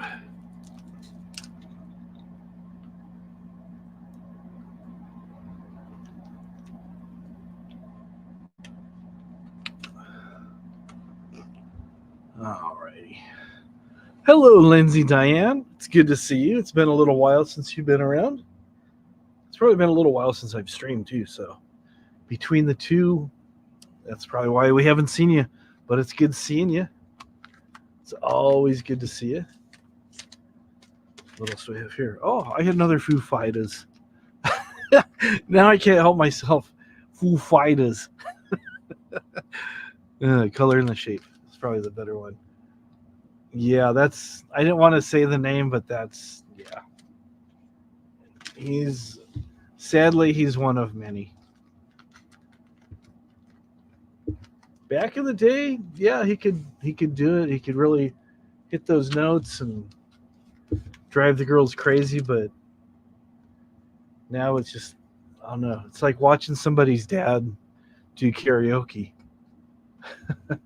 It's like, oh yeah, my dad's gonna sing. He used to be in a band back in the day. Yeah, they're really good. Then you hear the dad singing. It's like, oh. Okay. Yeah, it is. It is pretty sad. You hope for the best. Yeah, he was pretty talented. Yeah. Yeah, they were a good team. Him and Richie Sambora. I think when they had the falling out, I think is when everything just kind of went downhill from there. So I got too much punk rock stuff. Can you really have too much punk rock stuff? I don't think so. The best a government issue. I think people were throwing bottles at him that day, so he decided to wear some protective equipment to help protect his eyes. Just do one of these kind of things to kind of help his nose from getting broke or something. Oh man, what do I do here? Yeah, he should just write songs. You know, a lot of people still write songs. They can write songs for the new artist. That would actually be a good idea, because not mean to sound like a old boomer, and I know people are going to go, okay, boomer, but I'm not really technically a boomer. I'm still Gen X. But anyways, there's a lot of newer music that I've heard, and I'm just like, are these people even trying? What is wrong? It's like I don't know. They're just lacking something. And I think if you had somebody like John Bon Jovi come and write some songs, he could actually be the new Desmond Child.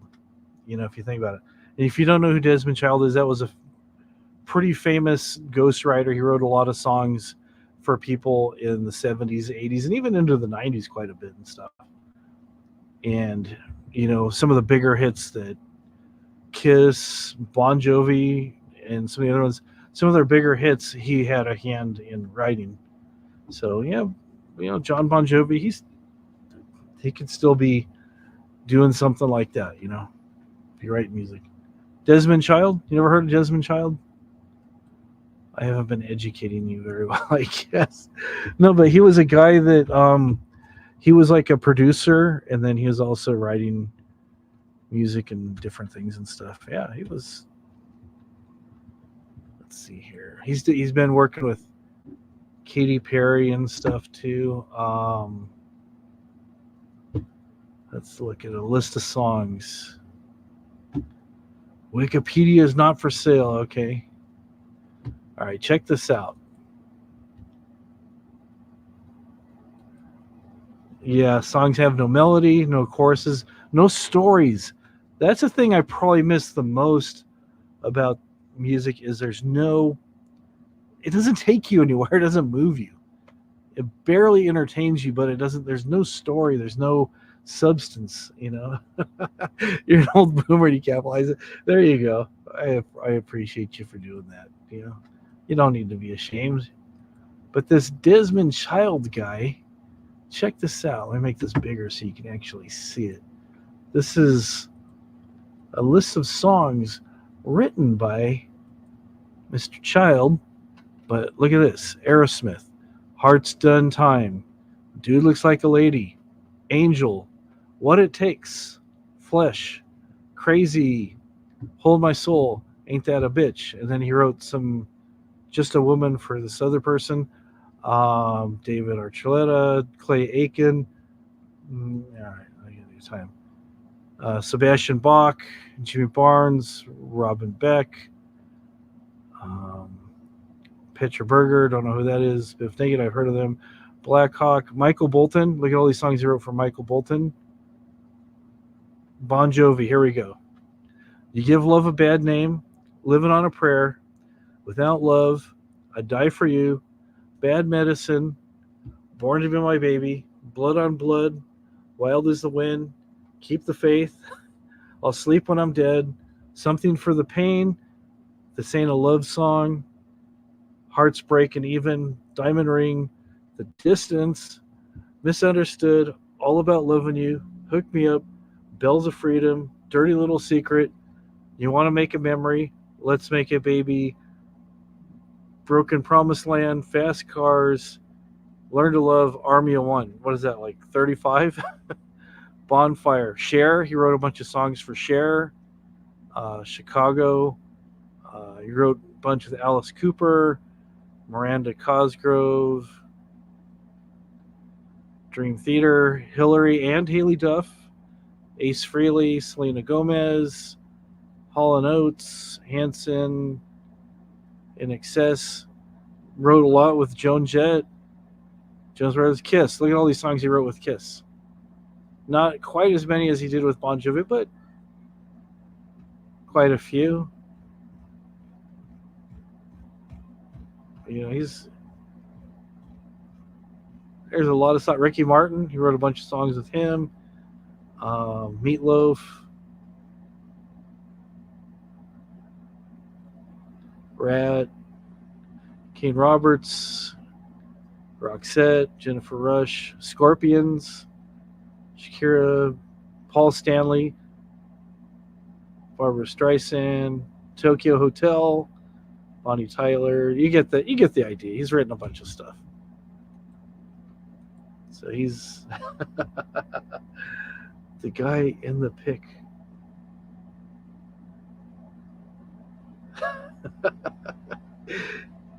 The guy in the pick. The pick on the record. Pick on the record. Oh, you might have saw a picture of him online or something. Yeah. Yeah, but he has helped people write a lot of stuff. So the only reason we took that quick detour was just saying that, Mr. Bon Jovi could do some of that too as well. I mean, I'm sure he learned a lot from Desmond, and he could pass the baton on to the next groups that are coming out.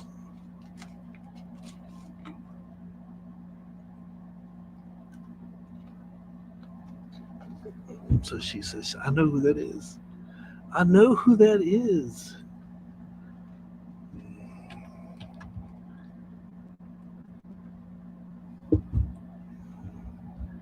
The guy in the pick on the record.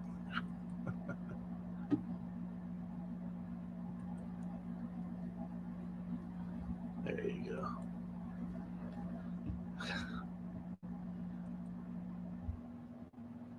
Alrighty. What am I missing out here? All right. Okay. There we go.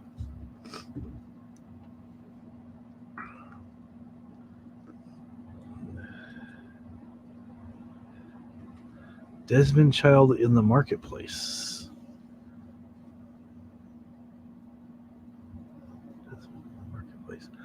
Oh, I know what you're talking about. You're talking about Obladi Oblada. No, that's not the same. That's not the same guy. Same first name, but different guy. I think the couple in that song were a fictitious couple, but yeah. I have not seen the new Van. You're the third person to mention it. I'm so far out of the loop with everything going on with that guy, so I guess it's good he's doing better. The record I just held up.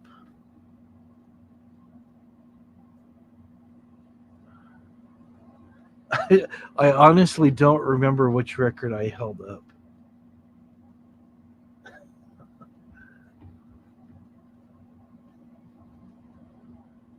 I don't. The black and white pick. Black and white pick. I don't remember.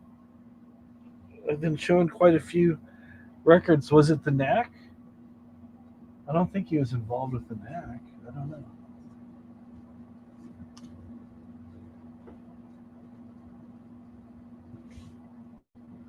Oh, I think you're talking about the Government Issue record that I just showed. Maybe that's what it is. No, he wasn't on there.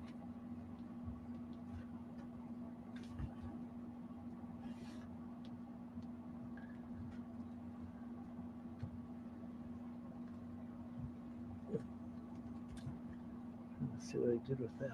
I don't. No, he's one of those guys that you've seen like on award shows and stuff. He's been there. It's like, oh, that guy. He kind of blends in.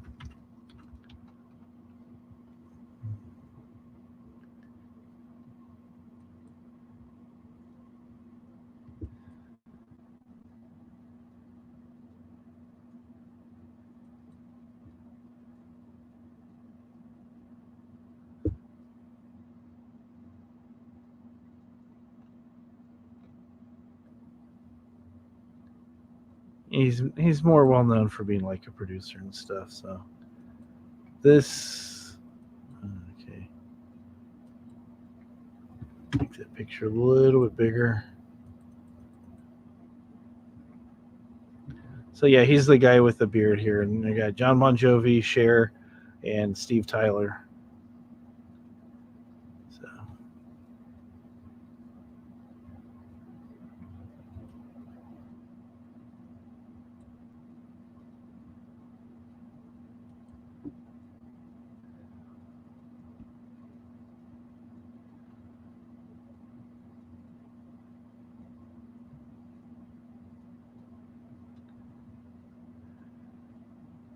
He looks quite different now. Let me see if I can find another older picture of him.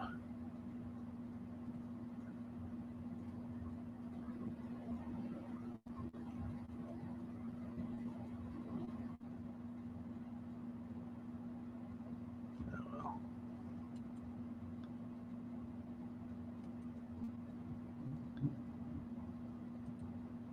There is. Okay, here we go.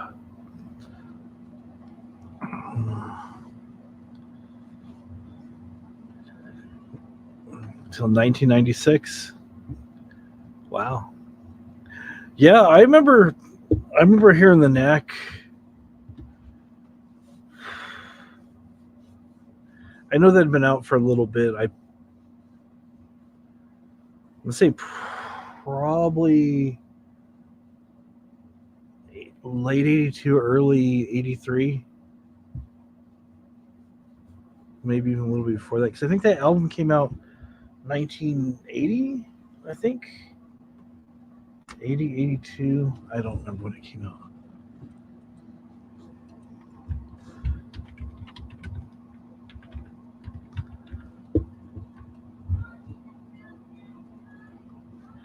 Oh, it came out in 79. Asking about the guy on the record. Oh. No, that's a band called Government Issue. They're a punk band. That's, I don't know the guy's name.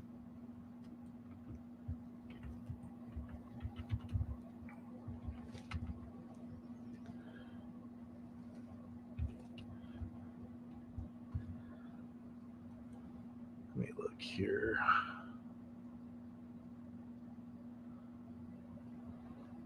John Staub is his name.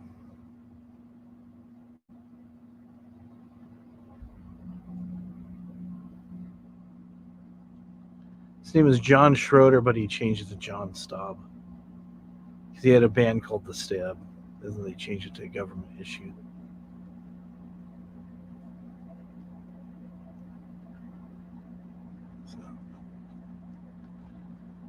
So there you go. Yeah, different altogether. Sorry.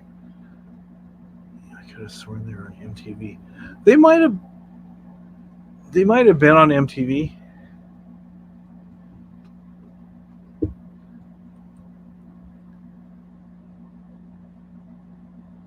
Oh, okay.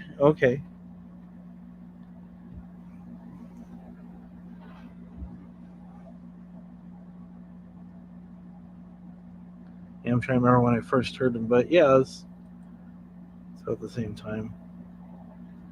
Yeah, live TV performance and stuff. Yeah, some of those late night shows, they'd have like TV performance. I remember staying up late and watching Don Kirshner's rock show and saw Cheap Trick on there a couple times and some other bands that were like up and quote unquote up and coming new bands and stuff. It's funny when you see these bands when they first getting their start and then you see where they've progressed to and stuff. It's interesting. But you always say, I remember when I saw those guys and they actually sounded good. Cheap Trick sounded good. Some other bands you see on these live shows are kind of like, something's a wee bit off.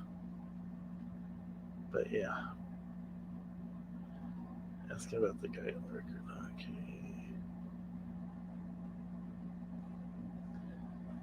Okay.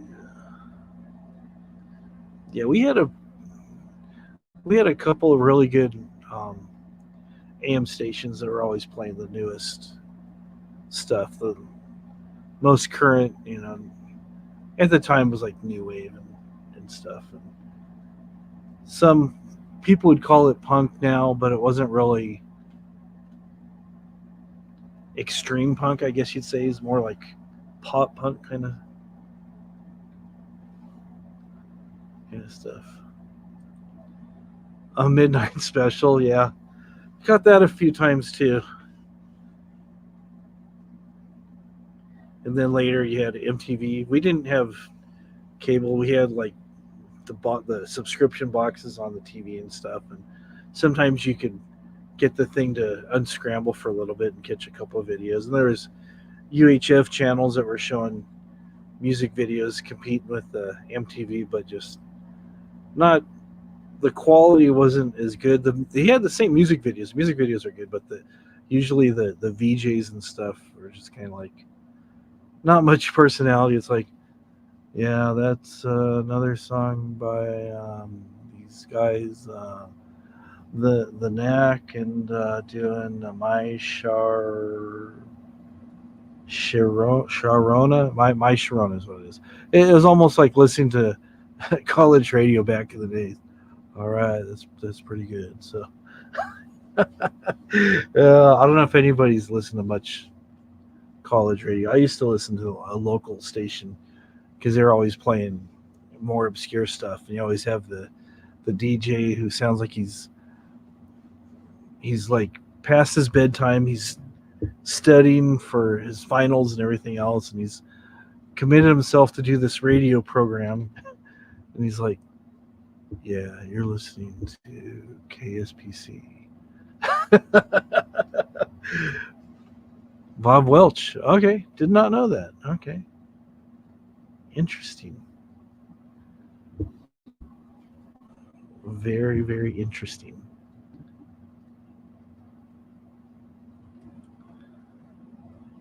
Yeah. Well, they're looking for interesting stuff.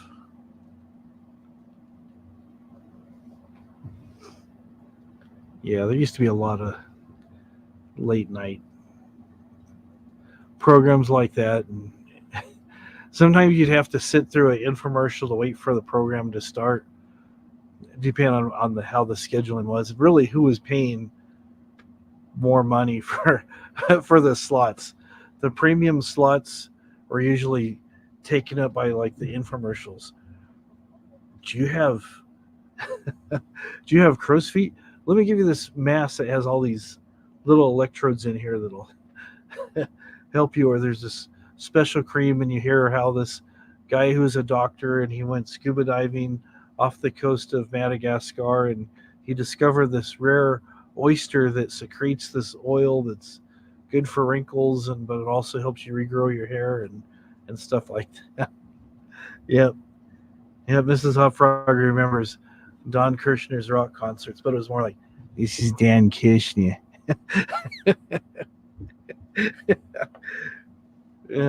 Wasn't it he was from New York, I think, I want to say. It's been a while since I've seen one of those.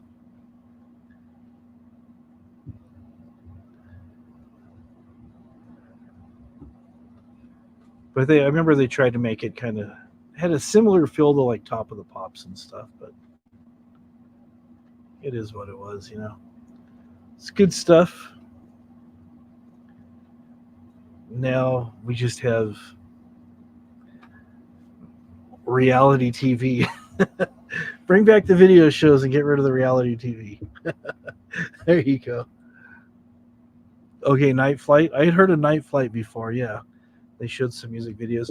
There's a really cool thing that one of the local stations here, they're owned by ABC, but the local affiliate here, they had a program called Good Night LA, and it was shown on Friday nights, and they would have like a theme. Like one theme would be like just punk for like, I think it was like 3 hours or something like that, and it just played nonstop, all these bands you hadn't seen. And then the following week, it would just be like all hip hop stuff for the whole time. And another time there was some other stuff they'd played. It was just like, but it's pretty cool. You get introduced to, a lot of music that you might not necessarily listen to because there's nothing else on. So, Melon.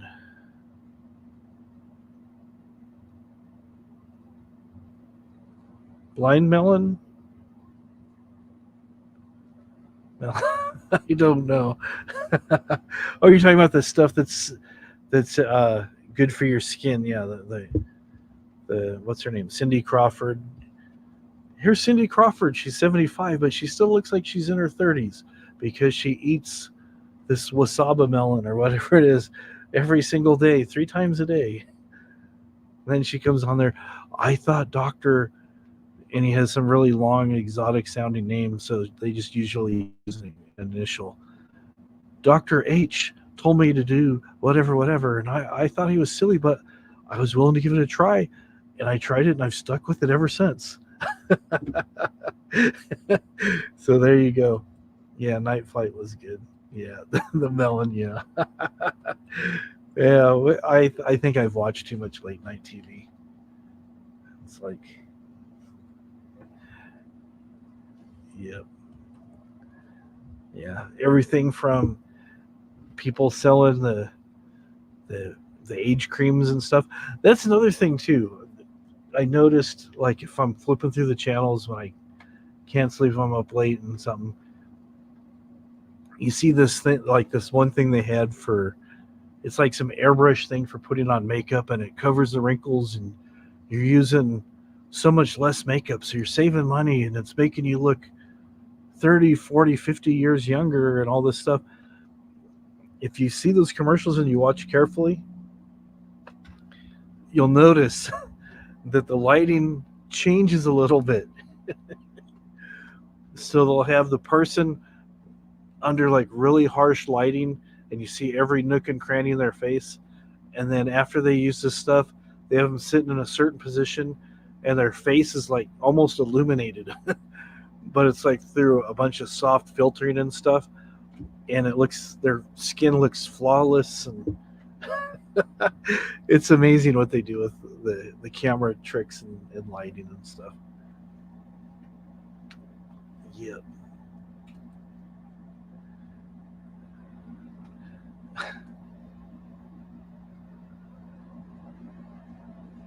You only had 3. Oh wow. At least they had 3. They could have had just 1. But yeah. But it was hard to get videos back in the day, and then you'd have to have your VHS thing set up and have it all dialed in, and you have the little wheel, and you have the little plastic screwdriver, and you're trying to fine tune it to get it just right so it wouldn't be all ghosted and snowy, and you'd get the picture right and the sound would be off, or vice versa, and you're trying to get all dialed in. Yeah. VHS tapes, these 3, when they first came out, they were pretty expensive. The players are pretty expensive, so there's a reason why they didn't have very many videos. But, as things have progressed, just think how successful they would have been if they would have had the internet. They could show internet music videos. Oh, man. Yeah. Late night infomercials. The guy with the suit with all the question marks. The government will pay you money just for sitting on the couch watching cartoons. Do you like drinking water? Well, the government will pay you that too. They've got grants and loans. They'll give it to you. The best thing about it is it's free. You never have to pay it back. Oh, yeah. Oh, yeah. Yeah, we had on TV and select TV, and you try to get it in. I tried watching The Exorcist years and years ago. I was probably like about 7 or 8 years old, and I got it to come in pretty clear for about 2 minutes, and then it was like a big old line through the middle of it, and the part of the screen that's supposed to be on the left-hand side was on the right-hand side, and vice versa, and it's all wavy. Then you see their face comes in, and it goes out and comes in. Matthew Lesko, yeah, you subscribe to him. Yeah, I've seen him pop up on YouTube from time to time. Yeah, I heard he's got a channel and stuff that he live streams and stuff. But I guess some of the places there were certain grants that would give money, but he's acting like the government's just waiting for you to knock on their door, and they're just going to start peeling off $100 bills like tell me when. Like when you go to a fancy restaurant, they're doing the pepper and stuff. Tell me when. You sub to a lot of people. It's hard to keep up with everybody that's on here. There's so many different things that are on YouTube that are, they're entertaining. Some things are educational and stuff. So yeah, you think it's a boob, but it ends up being an ear or something. Yeah, I remember those days from being a wee little lad. Yeah. Um, there was a station in Tijuana, which obviously served to have Mexican radio, and then there was another one that was one of the neighboring towns or something, and that was a very very popular thing to do because they would skirt all the FCC things, so they could play pretty much whatever they wanted, without having all that stuff. Yeah, those. Yeah, I think there's a documentary on here called. I think it's called Mexican Radio. I think. Maybe I'm wrong. I remember seeing something where they're talking about the different stations and how crazy it was. Like, there was a couple DJs that worked like I want to say San Diego, and then they'd cross the border when the borders were a little bit more open. You could just kind of drive through without a passport. They'd set up some stuff down there. So they'd work in their station, and they'd bring some records and they'd play them there, and then play some other stuff along with it that they weren't able to get on the radio in the States for various reasons. And then, yeah, it's interesting. Yeah.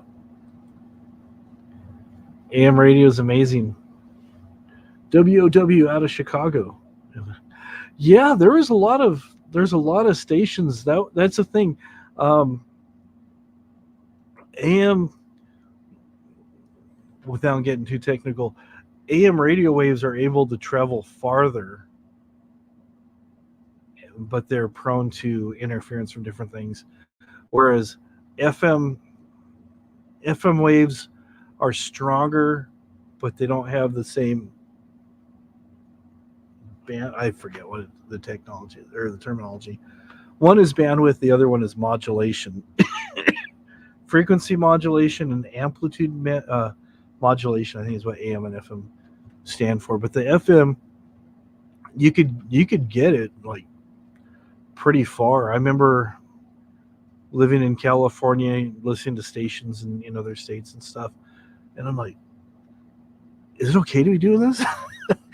Did I crack the code somehow? As a kid, you think, wow, how did I do this? I could tell my friends, but nobody's gonna believe me. There you go. Yeah, you hear AM from Chicago and South Ohio. Yeah, the waves would go really far, but the FM waves, and correct me if I'm wrong, because I'm wrong lots of times, but I think the AM waves are able to go farther and go over mountains and stuff, whereas the FM bands, they're stronger but in a smaller location, and they have trouble getting around buildings and different things. So there you go. Yeah, playing a lot of rare, obscure Beatles stuff. So, I think I showed it already. I picked it up $2. I want my $2. I can't find it now. I'm so unorganized.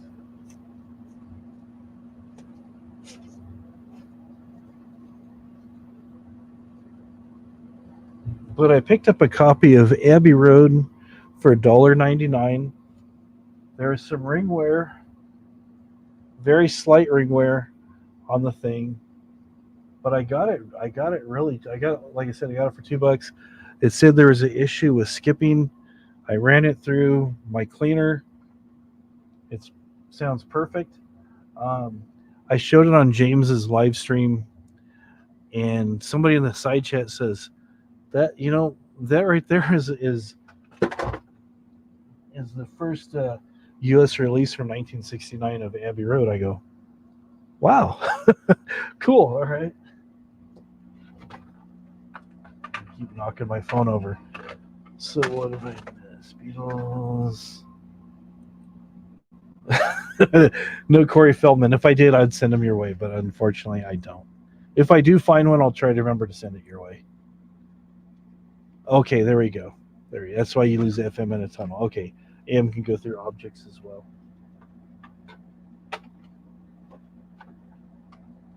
Wasn't it, maybe I'm really wrong about this, but it seemed like at one time there was a fear of AM radio causing radiation or something because it's able to travel so far. Or something. Maybe I imagine that, but I thought there's something behind that where people are like, "Oh, AM radio's bad. We're gonna focus more on FM or something." So there was something to it. So.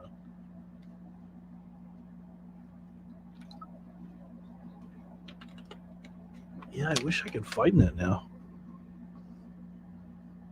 I'll find it tomorrow or someday when I'm not looking for it.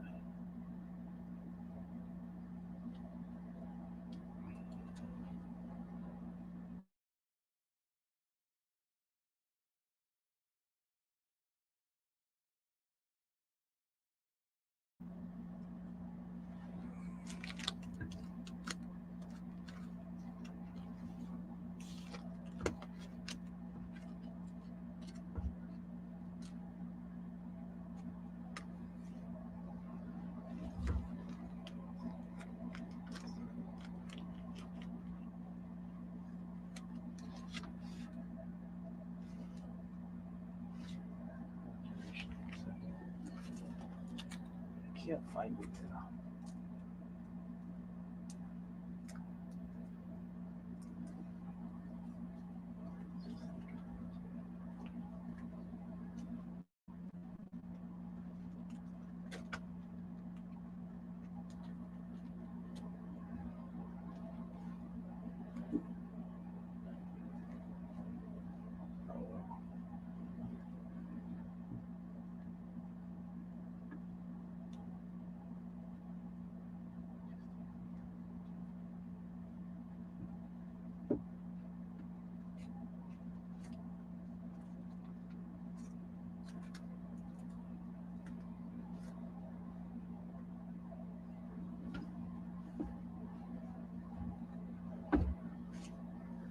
Oh well, I misplaced it. Yeah.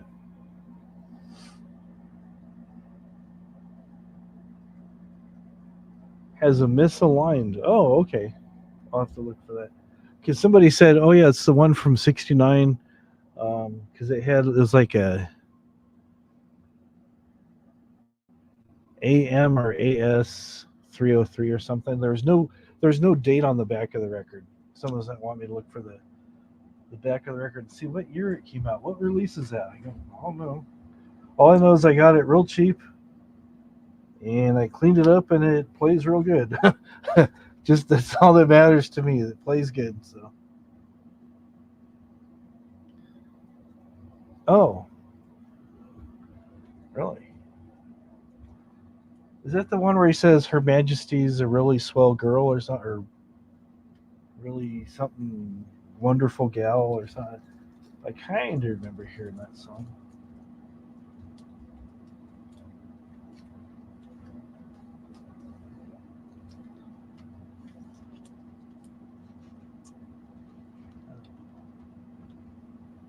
It's not meant to be found. It's hiding.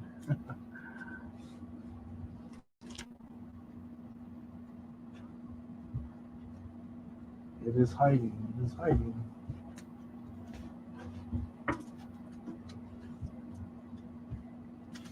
Why I put it right there? Oh, here it is. I found it. Okay. So I'm looking for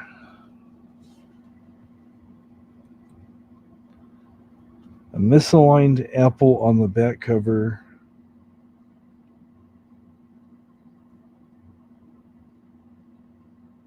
So, oh no. There's the apple. And Her Majesty is not on there.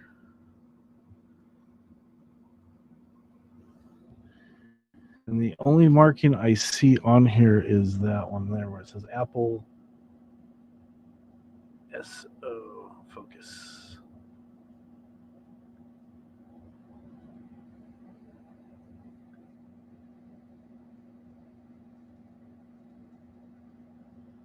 .383 or 363. 383. And there's no date on the record itself.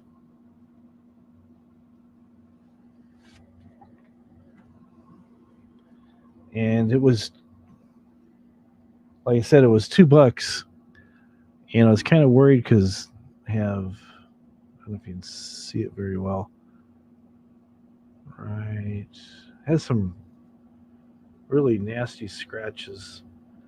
But it plays fine. Doesn't affect the playability at all, which I was kind of concerned it might start skipping or something.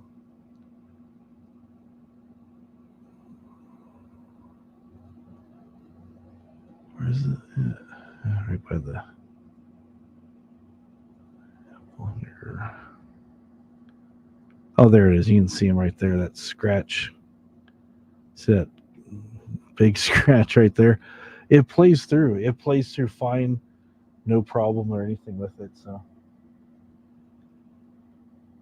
So my Knox cleaner knocked it out. And the quiet parts where there's no music between the tracks, there's a tiny bit of clicking. But it's not. I mean, I was listening intently with these headphones and stuff, and you could just kind of hear like a little crackling, not even clicking, more like crackle, just like when you first start a dirty record, kind of. But anyways, yeah, it was the boss's 70th birthday, and we got him a new turntable and speakers plus the wall and Paradise Theater. He was super happy. We're talking. He's got a bunch of records, but he had a Crosley. He was afraid to play him on there, and he didn't know. And we were talking about records one day. He goes, when I was quite a bit younger, I wore out The Wall. That was my favorite Pink Floyd record. And then, believe it or not, I wore out Styx. I loved Paradise Theater. It was the greatest thing. So we're like, okay. So we got him. It was just a small setup. It was the Audio Technica LP60, and then there was these bookshelf speakers. We were just looking at. We got them off Amazon. They're pretty cheap. And then I noticed that a couple weeks ago when I went into this record store, not very far from me, they have what they're recommending that you like their starter setup is the LP160 and these same exact model speakers that we got. So like, okay, it's a good call. But yeah, he's super happy. And I got him one of these velvet record brushes with the little brush, your little toothbrush in the back and stuff. No, it's not an actual toothbrush, in case you guys are wondering. No. But you've seen these, the little velvet brush and the spray bottle and stuff. So you could just, get the dust off the records and stuff. And, maybe Christmas time we'll get him a spin clean or something. So he can clean all his old records. Yeah, he's helped us a lot in the past. So he gave us a lot of money towards the down payment. So we wanted to get him something nice for his birthday. So we've known him a long time. So look at your comment before. Oh, okay. Oh, okay. Second pressing. Okay.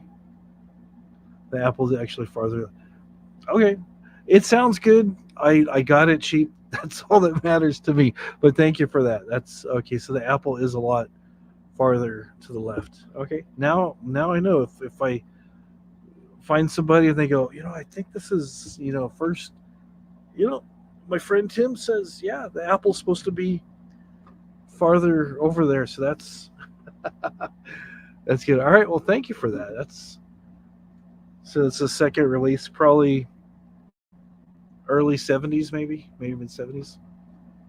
It sounds good. It's it plays well.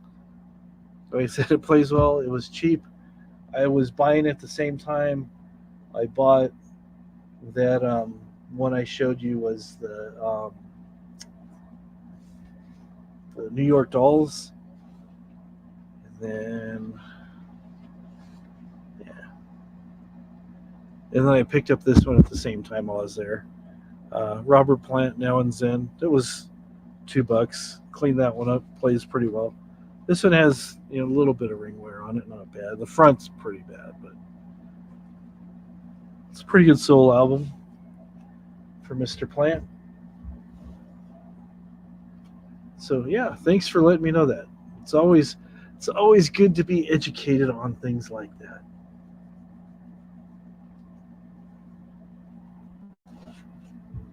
So,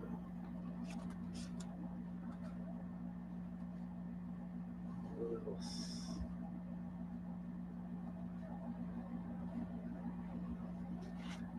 Yeah, it's fun sometimes digging in bins, and you never know what you could find. Oh, okay. It could be from 16. Okay.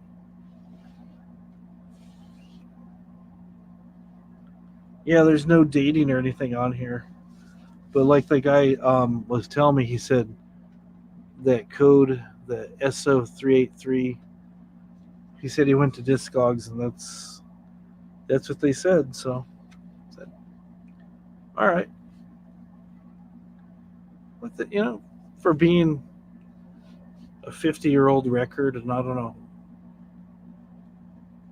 it's in decent shape. The record, like I showed you, had that big scratch on it. Didn't affect its playability, but I know there's people go, oh, you can't have that. You might as well just burn that record and buy a brand new one.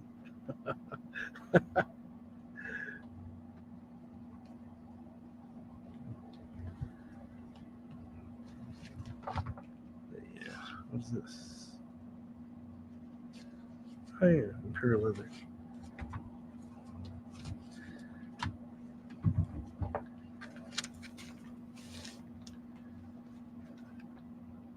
The Ramones, Subterranean Jungle. It's a good one. I like that one.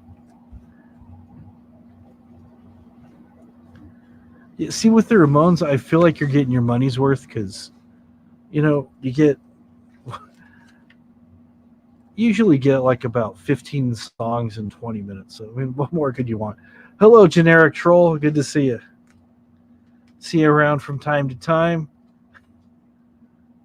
You're always going live when I'm at work, so it's good to see you, though.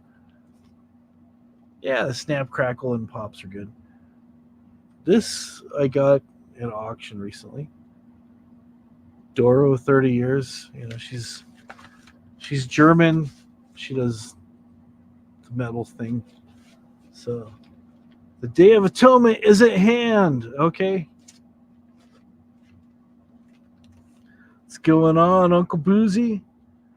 It's good to see you.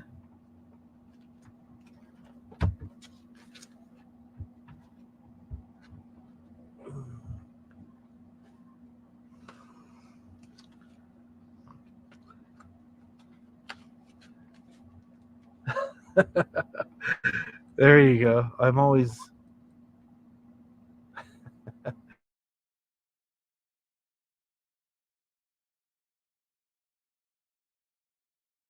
Uh-oh.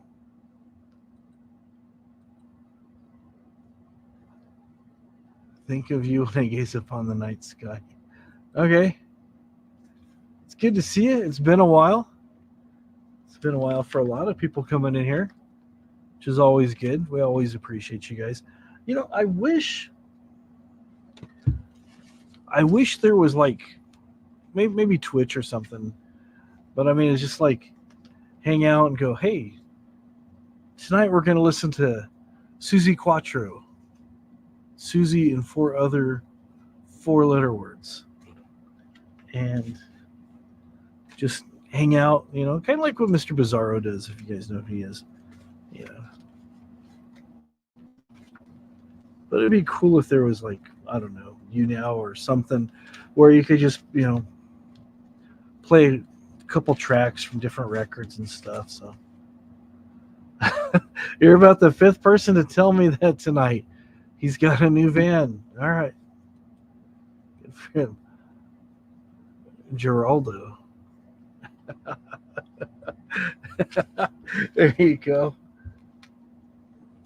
There you go. Yeah, I listen to a lot of different stuff. I just grabbed a handful here. We got the Ramones. We've got Imperial Leather, punk band out of Sweden. I think it's Sweden. I'm trying to remember now. Got Doro, I showed you. She's from Germany. Picked this up at the same place I got those other records on a different day. Partridge Family. It's good to annoy people with. Quattro, I already showed that. Motown. I got like a lot of different stuff,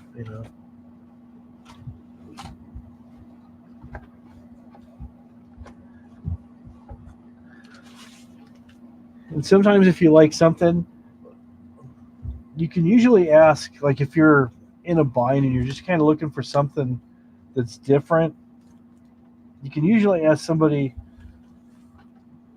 at some of these smaller stores, go, I like, and you give them a list of people that you like and go, what would you recommend? I like this person. They go, oh yeah, so they'll give you a couple ideas and stuff.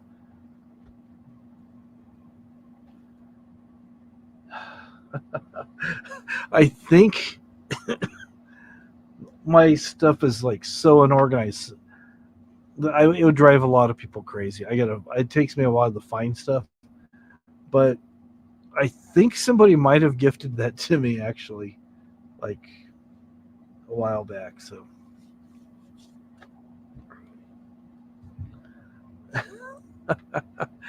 yeah, there's a lot of people that are talking about it now, and yep. And the story is they used shaving cream because the whipped cream melted too fast or something under the bright lights. At least that's a story I was told. So yeah, Uncle Boozy's in here quite a bit. Patsy Cline. No, I don't think I do. I like Patsy Cline, but I don't. I might have a couple Patsy Cline CDs. I got a lot of CDs. I'll have to look through there. But no, not too many. Chic. I might have some Chic. Maybe I don't remember now. I haven't seen it for a while. It's either Chic or Ohio Players. It's one of the two. They're both pretty popular about the same time. So, all right, hit the showers. Hit them showers. Thanks for coming by. Hit them showers. Tan Tan. Nope, never heard Tan Tan.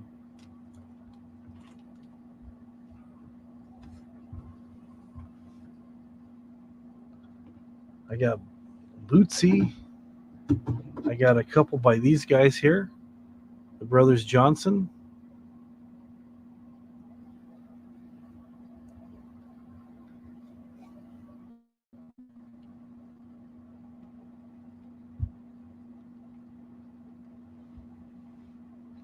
Got Rufus with Shaka Khan. I got all kinds of stuff. Hello, Jorgen. Jorgen just stopping by. Hello, Jorgen. Mrs. says, have a good day, troll. Have a wonderful day there, generic troll.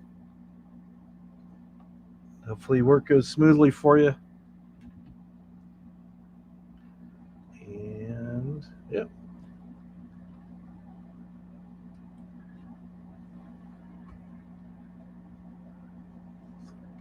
Let's see. Got police.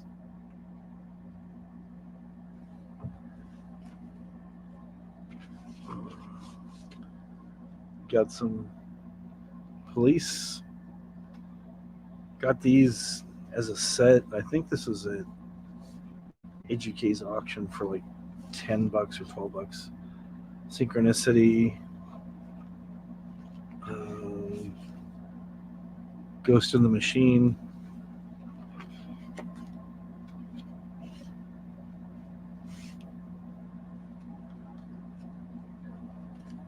And Atlandos de Amor. Which has their hit song, Roxanne.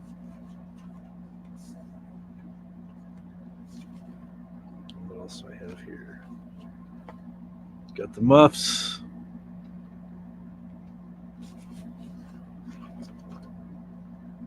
A little bit of Shoegaze, My Bloody Valentine. Got a couple by them. Is this the other one by them?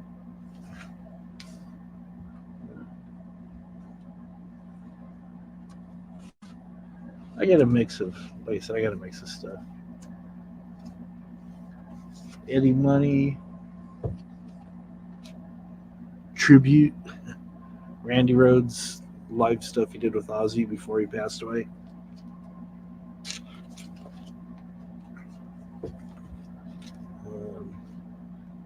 This one was actually gifted to me, Cat Scratch Fever.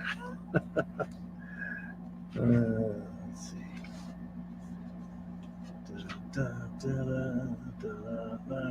And I was talking about earlier, if you're looking for something you don't know what to listen to, I was in Doctor Strange, and I go, I was listening, I like Susie and the Banshees and stuff like that. So I go, what would you recommend? And somebody working there goes, you got to check these guys out. They're from Japan. They're called The Nurse. And it's really good stuff. Then there's another band they recommended to me, and I can't find it now, but it's like a mix of the Psychedelic Furs meets The Cure kind of thing. It's really interesting and atmospheric and stuff, but it has elements of like the Psychedelic Furs. The vocalist sounds like the Psychedelic Furs, so it's good. The most expensive mug you own is worth $1,700. That is very expensive. Probably must be some type of Stein or something, I'd imagine. Some handcrafted something. I don't know. I'm imagining it's not just like a coffee mug. It's probably something like one of those fancy Steins with you have the lid pops up with your thumb kind of thing. One of those kind of things. Let's see what else. Yeah, sometimes you can find, if you look around, you can find interesting stuff at yard sales. I found this for $1. Covers falling apart, but the record is in like really nice, really nice shape.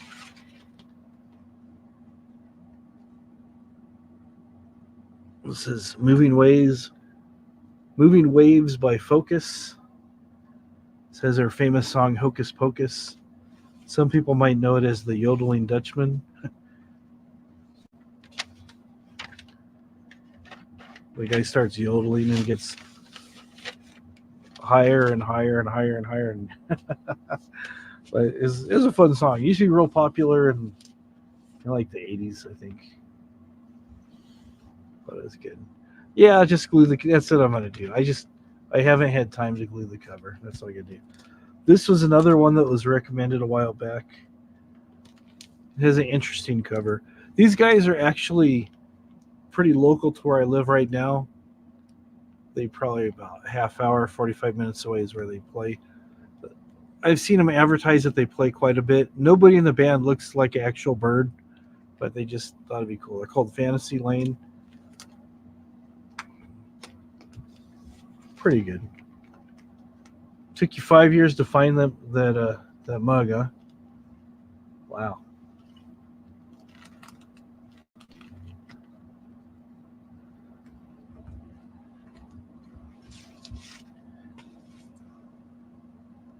Look at that young upstart right there. Anybody know who that is?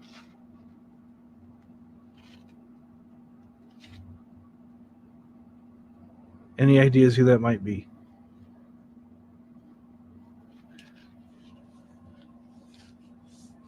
Hold up for a while. It's not me.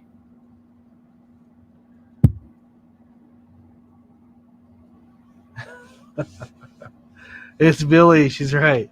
Billy, hey, good guess, Yorkin. It is Billy Idol, Generation X. Their demos from 1977. Look at how young he is there. Good stuff. Good stuff. Very good stuff. I'm pretty much happy with just most of the records I have, almost all of them. This one was actually pretty cool. I got this one. Like I said, I got a lot of these things like secondhand. They play really good. People just either get tired of them. They go, "That's not the current thing," but this was pretty good. Buddy Holly, reminiscing Buddy Holly.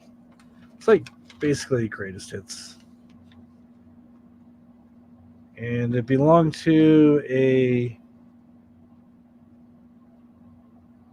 Melissa Puderbaum.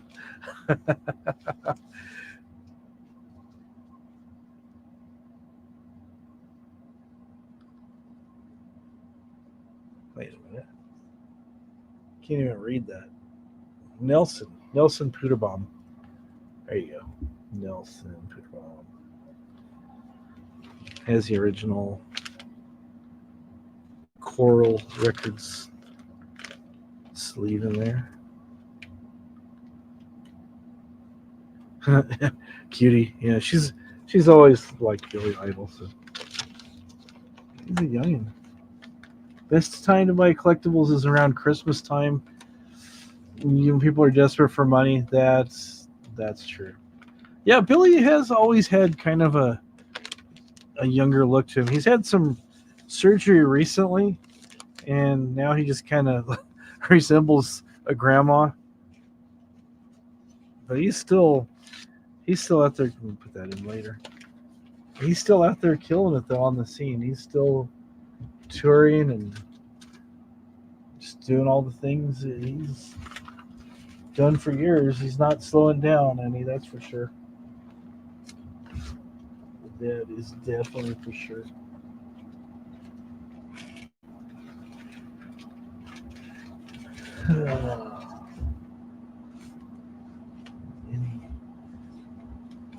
Let's try to find something that's more different.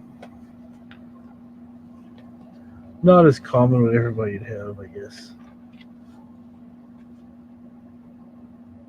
Yeah, this is another one that was gifted to me a while back. Frank Marino and Mahogany Rush. So, some 70s rock stuff there. I keep looking at going through my records in my collection that I have here, and it seems like most of my stuff seems to be like 70s glam or something. I don't know. It's just happened that way. Oh, him and Steve. Yeah. Steve Stevens with the big hair. That's pretty cool. That's pretty cool. Let's see here.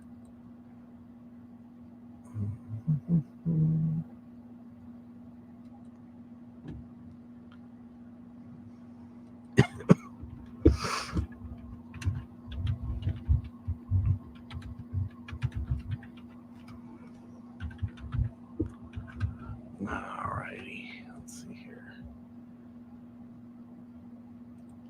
So we looked at records. We looked at some places. Oh, you know what we forgot to do? This is what we forgot to do.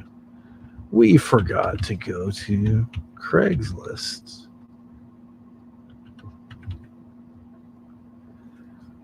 I haven't done this for a while. We used to do this quite a bit.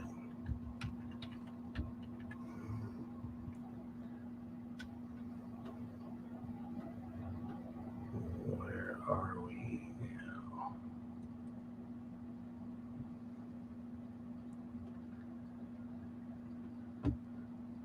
Okay, here we go. Used to go to Craigslist. Oh, okay. He's on George Harrison's Dark Horse label. Okay, cool. Going to the record fair soon. Very cool. Yeah, they're supposed to be having one, I think, towards the end of October, I think. Unless I've already missed it. Maybe it's the end of September. I don't know. We have to figure that out. Figure out what's going on with that. So anyways, in my general area, we got people giving away stuff on Craigslist. And sometimes the stuff is, I guess if you really want this thing, I guess it's worth it, but let's go with the oldest. But sometimes things aren't the greatest that they're giving away. So what's this? Just free stuff to come get. Go next. Free dishwasher. Taken as is, good condition, runs through the entire cycle, but doesn't heat the water above 135 degrees Fahrenheit. It's so good they didn't put a picture of it. What a deal, right? There you go. All right, next one. Devotech 20 film processor. Motor does not work. I haven't had a need to get any film processed for probably about 2-3 decades, maybe. It's been a while. It's been a while. There you go. Yeah, Jorgen, awesome with the record fair news. Anybody in the market for a film processor? It's free. I wonder how many people will go to these free things and collect them just because it was free and they'd store it in their garage. Look what I got. What'd you get that for? Because it was free? All right. This is, free scrap metal pickup. I actually could use this guy's number because we got some stuff we could get hauled away. School supplies. Here we go. Free sand for sandbag or other things in Bloomington. Free sand. Looks like there's things buried in the sand. Oh, it doesn't say bring a shovel. Usually when you see an ad like this, it says bring your own shovel and truck. Basically, this is someone that's trying to get their yard cleaned for free, and they're offering you free sand that's spilled out there. So you get the sand, they get the free labor of getting their yard cleaned. I don't know who comes out better for that. Okay, paper cactus. Dirt. I have a large lot in need of dirt. Clean dirt. Okay. Lots of free stuff. Don't contact me because I'm not going to have any pictures. Oh, looking to rehome a female guinea pig. I know it's guinea pig. These things are noisy. There you go. That's what a guinea looks like. They grunt and squeal and all kinds of stuff. All right. It's a guinea pig. Free tickets to House of Blues with AC/DC cover band, Foo Fighters cover band, and Nirvana cover band. Oh, we missed it. Sorry, that was September 15th. Free mirrors with mounting rails. Sometimes people take their reflection in the pictures and it just... Anyways. Free cabinet for free. You must take all of them. Don't know how big they are. Don't know anything about them because there's no pictures. Does the photographer? Hey, no, I don't think the photographer was included with that. Yeah, that's the thing I'm trying to find. They get you to one time it says we got these free Queen Anne palm trees, and I guess they're kind of on the more expensive side. But it says just bring a shovel and a truck, and these were like 50-foot tall palm trees. And there's 4 of them. It said you must take all of them. Yeah, free dishwasher.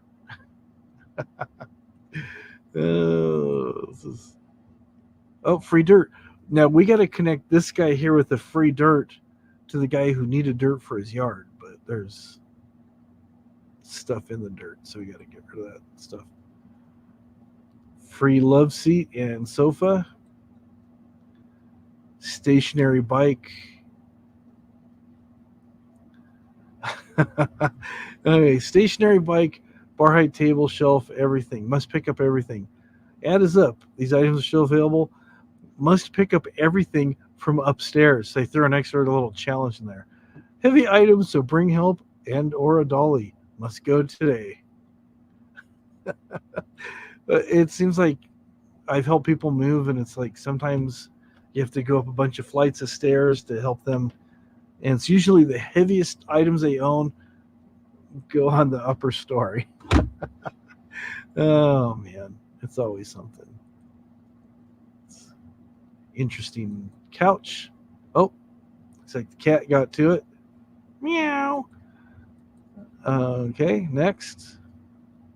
Free mirror, North Fontana. And the tape, I guess, is holding it together. It says one corner is cracked. Okay. There's the cracked corner. Free wooden cabinet. I pick up old TVs, televisions for free. I guess I pick up TVs for free. Plungers. Always need a plunger, right? Get a rubber one or a bellows type. Both work. And they're free. Free curb alert. There you go. Free furniture and lighting. Let's see what we're getting. Marble tabletops.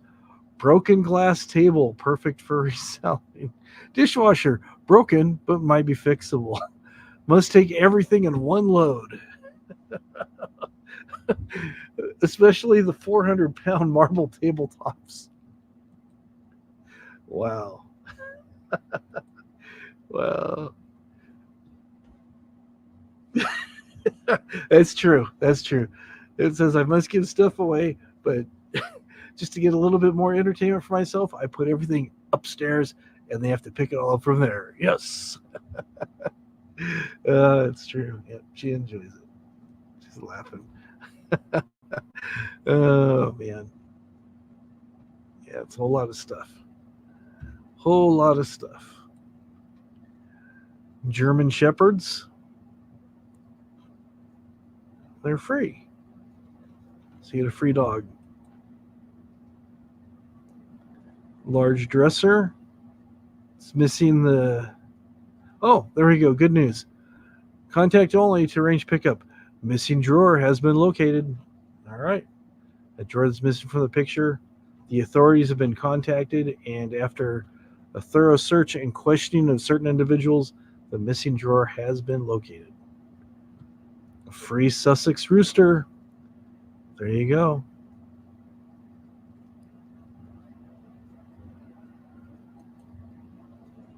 Oh, wait. I just missed. I skipped over this one too soon. There's no picture of him, but it says free light Sussex rooster to a good home or farm. I'm a science teacher and raised a bunch of chickens from eggs this spring in my classroom. They're all hybrid light Sussex, born February 21st. We found homes for the other males, but it's time for our last rooster, named Sergeant Pepper, to find a new home. He's gorgeous and pretty large for his age. So I guess if there's any Beatles fans that are still here, we've got a Sergeant Pepper rooster for you. Just, let me know. I'll put you in contact with people here, and we'll make it happen. We're here to make dreams happen, people. Oh. No, it's a chicken, I guess originally from the UK, but it's in Ontario. It's local, not Ontario, Canada, but Ontario, California. Here we go. Reclaimed wood, pure quarter rounds, free firewood, great for fencing. Some dry rot and termites. Some have been treated, so not good for firewood. Come get it. You load and haul. Take it all away. Again, they're just trying to get their yard cleaned up. So there you go. Free working LG dishwasher. Dishwasher works well, but it's a little noisy. Pretty sure it just needs to be cleaned out well. I will be taking it to donate by the end of the day, so if anyone is interested and can pick up, please text me at the following number. Beauty mirror.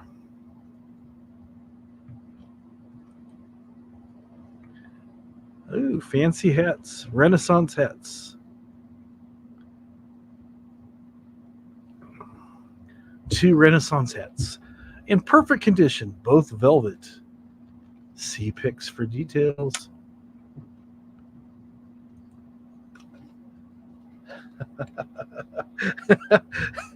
Junkie and dishwasher sounds like a train. You're probably right.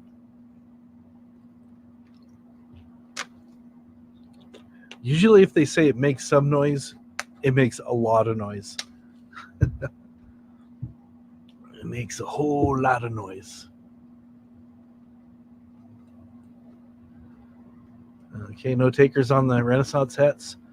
How about a twin box spring? Just like new, you got to pick it up. Free entertainment center, media center, bookshelf, etc.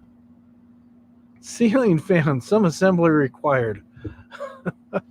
Goldenwood ceiling fan used still works excellently. Just needs a good cleaning. Missing one of the screws. Light bulbs are not included. Okay. Looks like it's missing some of the arms too, but that's just, I'm just nitpicky, I guess. I guess. That does depend. Yes, it does, Tim. I would get it and I'd go mirror, mirror on the wall, and before I even get that out of my mouth, I'd just go whoosh, and just break, like on the Munsters. But there's a handy ceiling fan if anybody's interested.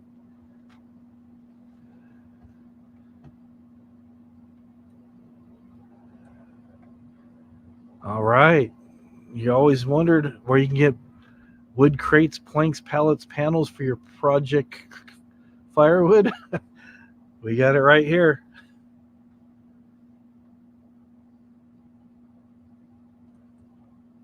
Where's Wood Girl? She could make fast work of that, right?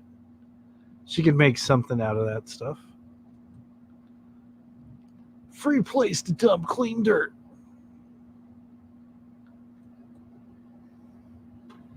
Here we go, just in time for Christmas.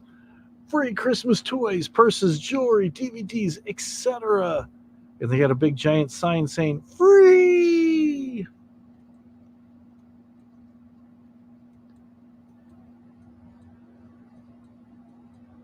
Look at all those gems there. Wait, let's see what's in there.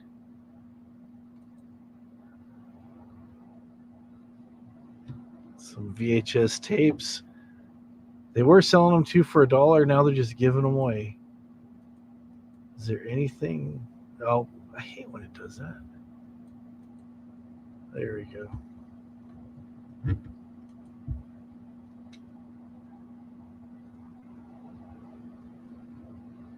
So, there you go.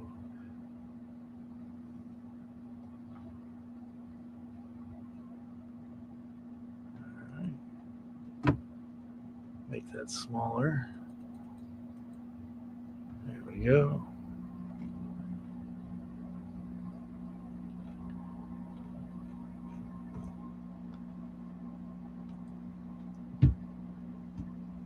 All right, what am I doing here?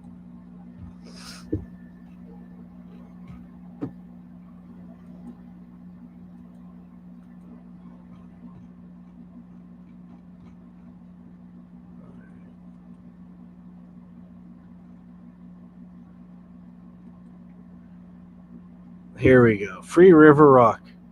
We are re-landscaping our yard and need to get rid of all these rocks. Free, just haul them away. Thank you. Well, at least they say thank you.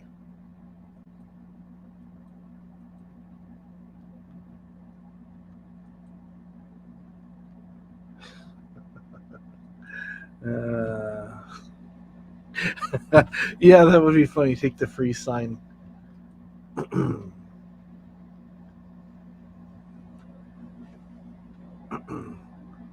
You could do a flea market for those, but I don't know. I don't think the fleas would even want those.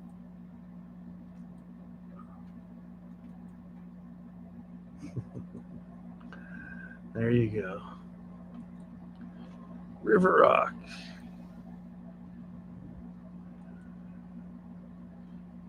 Free doghouse.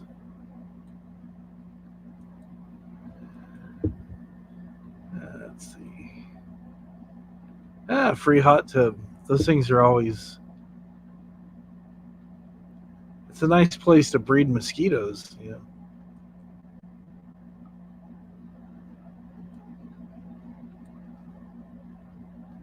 Trailer Boat magazines. There you go. Comes with 13 storage boxes, free to a good home.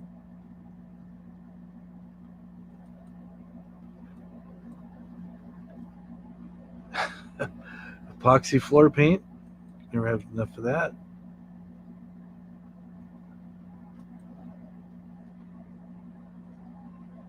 Tomato cages.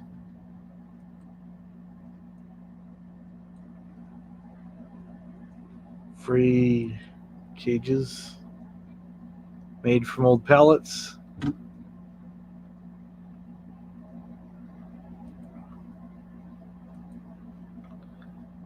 Coffee table. Free mattress. On the couch. So let's see. Table with no chairs. I'm not sure if this means there's a crime scene here or if that's not part of the deal. It says no headboard, 5 pieces, maybe the 2 stands and the dressers and something else. So, it says no mattress, no headboard. Okay. There we go.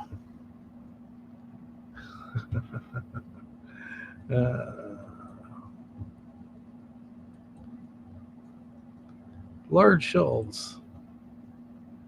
Free dirt.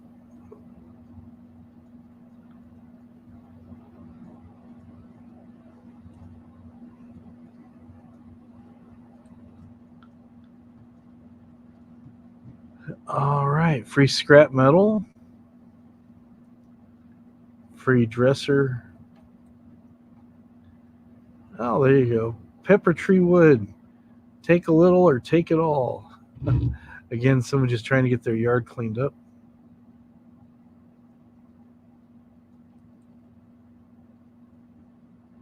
Free office chair. Slight damage. Free bricks. Couch. Firewood. Recliner. Free crutches. Free dirt. Underwear is expensive. Here's a new pack. Okay. So much free stuff, so little time. I guess I know what I'm going to be doing tomorrow. I'll be driving around getting some of this free stuff. Just kidding. It's free dog.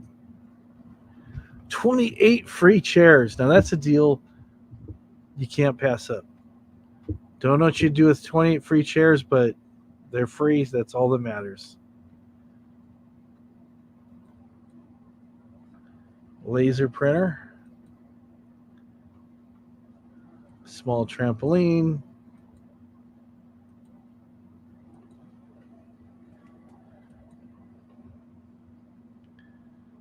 G-body wagon seats.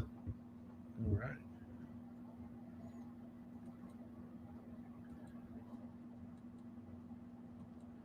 Free pallets, free bed. Unused, unopened medical supplies only for medical person. You have a bunch of medical stuff. I will only give these to someone in the medical field. You must be able to show me that you are. Oh, okay.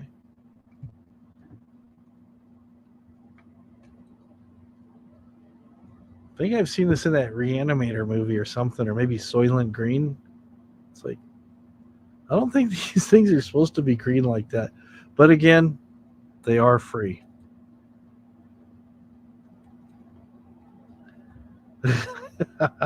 I think you're right. I think this is how hoarding starts.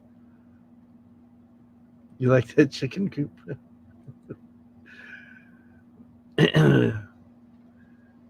Yeah.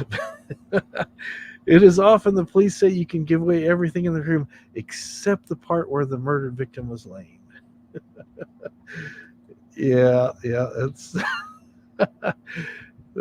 pretty amazing stuff they have on Craigslist. You never know what you're gonna find. It's always a surprise.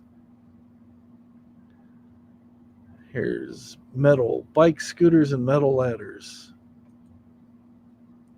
Free farm dogs.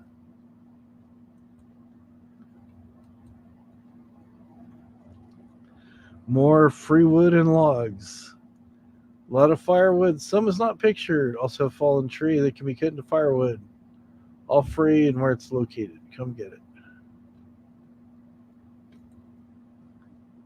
Another wood pallet.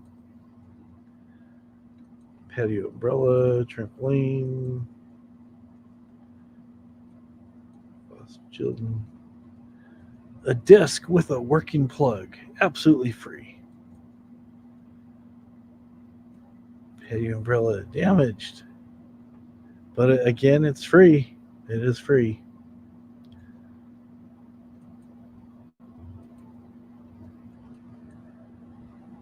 A lot of Halloween costumes. Office chair. Free white rock. You load and haul away.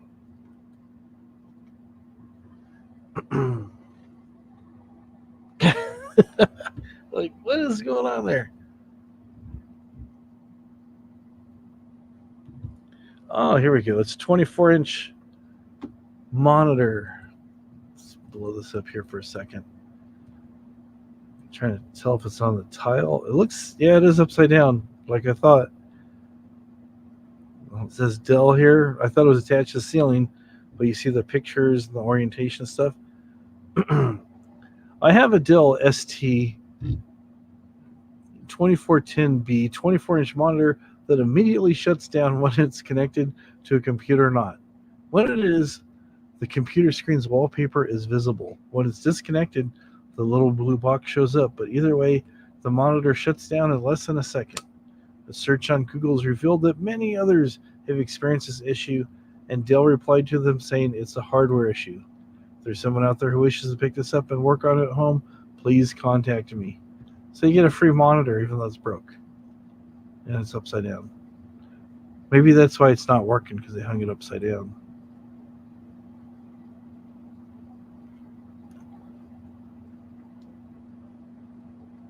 Exactly. Yeah. Exactly.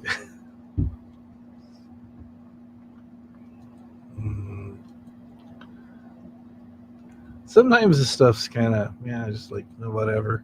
But sometimes you come across gems like the medical supply. And here's this free chair, an ottoman. Has cigarette burns and it's dirty, but it's comfortable and free. They put it right there in the description. Oh well. But it is free.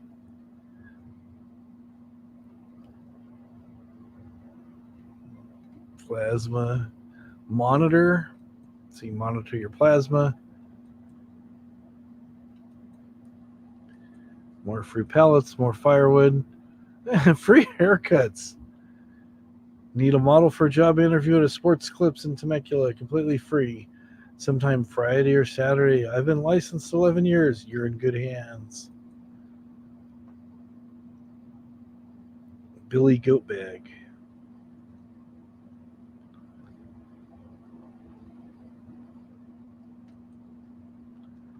Another spa. Free spa not working. Leaks water and filtration pump not working.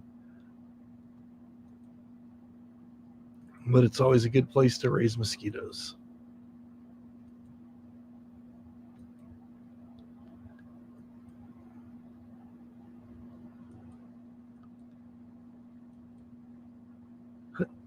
Here we go. This is what I was talking about earlier. Free agaves. You have to dig them up, but they're free and about 5 feet tall. There are some smaller ones that have sprouted that you can take. They're located on the side of the house. It tells the name of the street, and you can stop by anytime. Just come dig them out anytime. You're welcome to them. Yeah.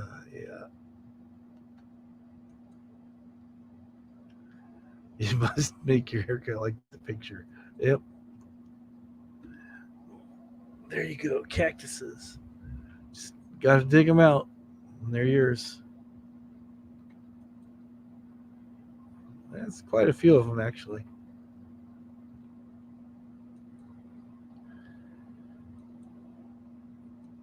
More with the free dirt.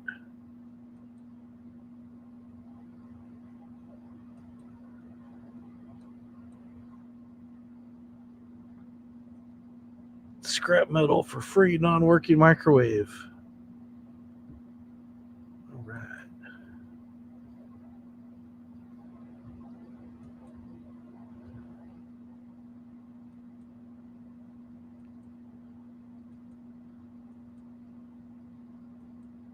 Huh.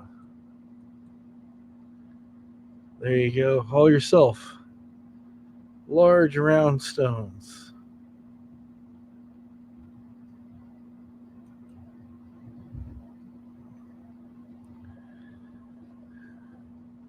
More. I gotta blow this one up here. This is worth reading here. Rock sizes vary from 3/4 of an inch to 18 inches. About 2,500 yard of rock. Take all or nothing. Oh man. More free firewood. Use duffel bags. Good for your next bank heist.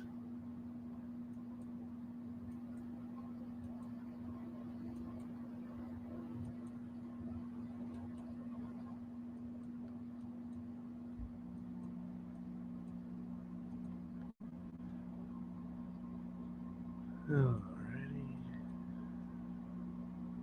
Free cat, free dog, free couch.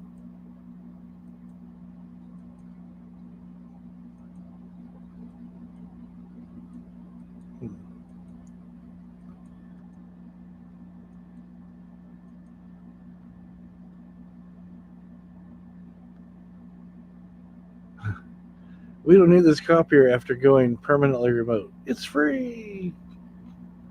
There's no pictures. Anyways. There you go. That's some of this, just a small smattering of some of the things you can find for free on Craigslist by you. I know some other places, I think Australia has a thing called Gumtree. And,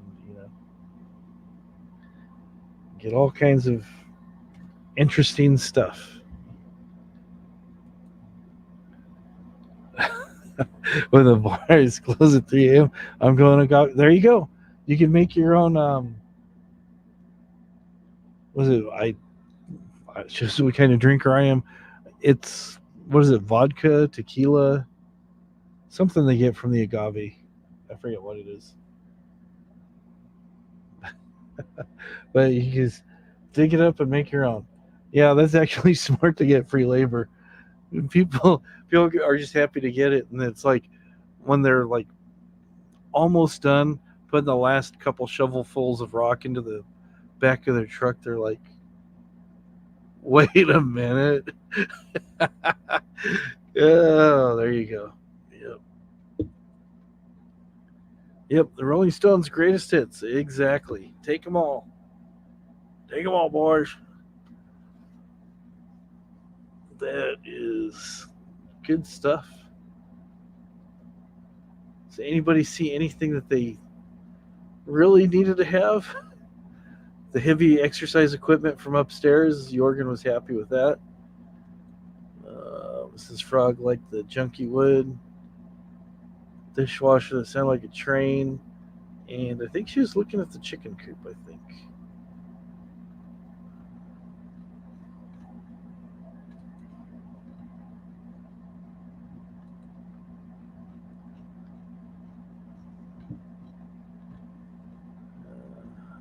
That's what I do.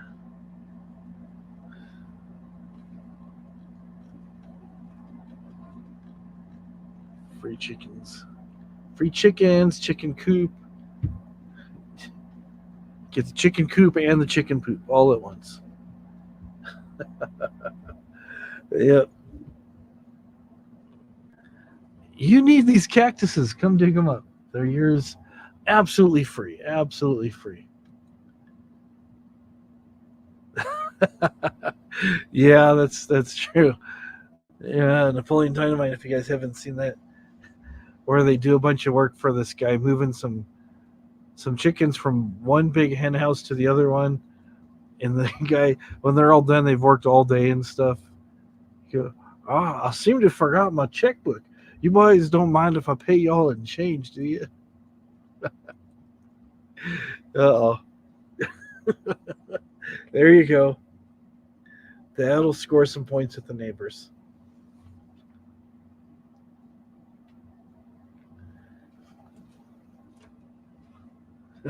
Unless they start coming over and go, oh, that's a nice chicken you got there. That chicken's pretty nice. Nice and tender and plump. That's a rooster. Oh, he don't know no better. He'll taste the same. Put him on the grill, little barbecue sauce. He'll be good. Yeah. Some neighbors, they won't like the sound of the rooster, but the other neighbors, they'll take care of that. Oh, what's that smell? It smells so good. Oh no, I'm still looking for my rooster. I can't find the rooster.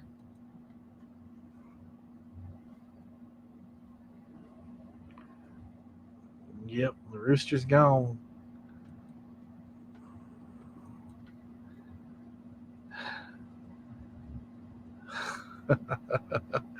It can be a little picky. Yep, the rooster.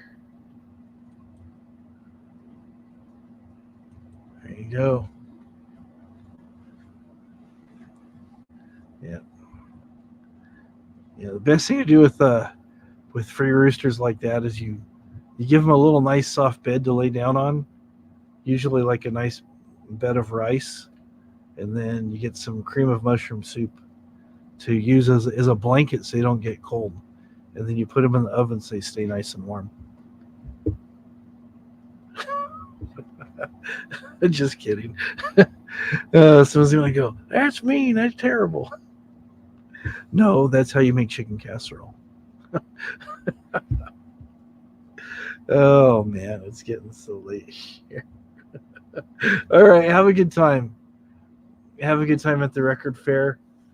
So, yeah, enjoy yourself. And hopefully you pick up some stuff that you like. Don't worry about Christopher. Even though when you show it on Sunday, he'll be all, Jorgen, that is toilet music. Yeah. Yeah. So hopefully he's feeling better. There's a lot of people lately that have had just different things going on. So I know he wasn't feeling good the other day. The Lamb was feeling bad on Monday, and he played today, but he just didn't seem like he was feeling 100%. So you'll just. So hopefully people who are under the weather will be feeling better soon. So there you go. I have not seen your rooster, but I'm full, and my flat pilly is fluffy again. There you go. There you go. Yep. Hopefully you get some good finds, Jorgen. Some good deals, nice and cheap. Oh, he might be there. Okay. So you can show him, you guys can show the records to each other. Go, hey, Christopher. And we'll go. Or he'll go. And you can do the same thing, vice versa. That's good. Hopefully you guys run into each other and it's a good day. So and you get lots of things and you don't spend a lot of money. So it's always good when you can go to something like that and get some good bargains and yeah, you usually do pretty good. You've shown some of the stuff that you get. Yeah. It is toilet music. He always cracks me up when he comes in. I know he's just doing that to get you all riled up, but it's still funny though. It's part of the routine that we expect.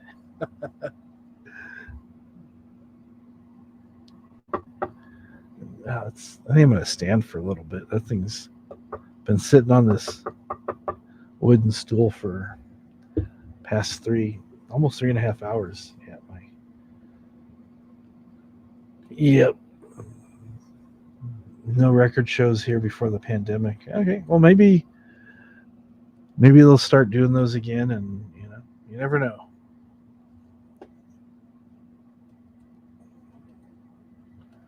Let's see here.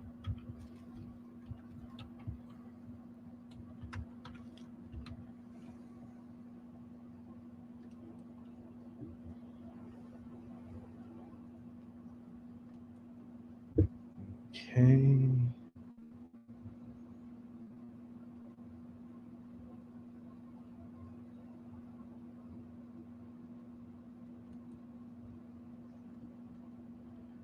Okay, Sunday, October 29th in Southern California, there is a record show with LPs, 45s, CDs, tapes, music memorabilia, Buena Park. Early admission is $10. General admission is $5. Usually get the people that get there nice and early and they like to snap things up pretty quick. So where am I at here?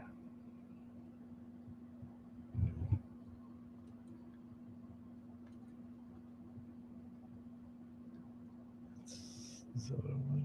No. There we go.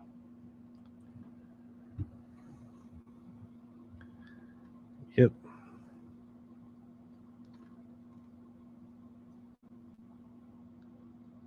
It's a lot of people.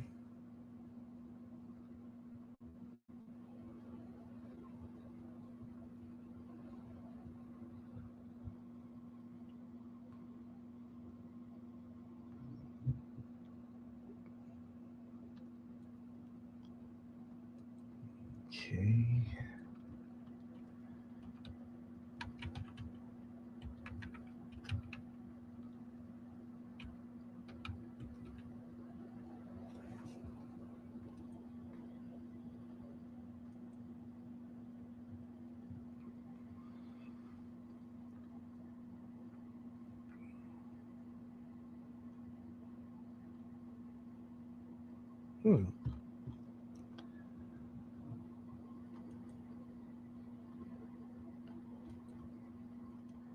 Here we go. This says find us on Facebook.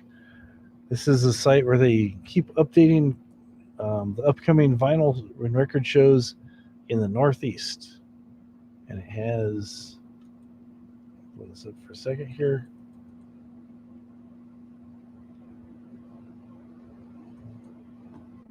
And it has all the dates.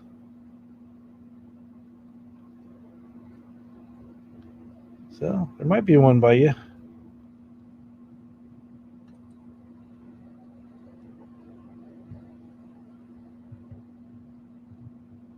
So there you go.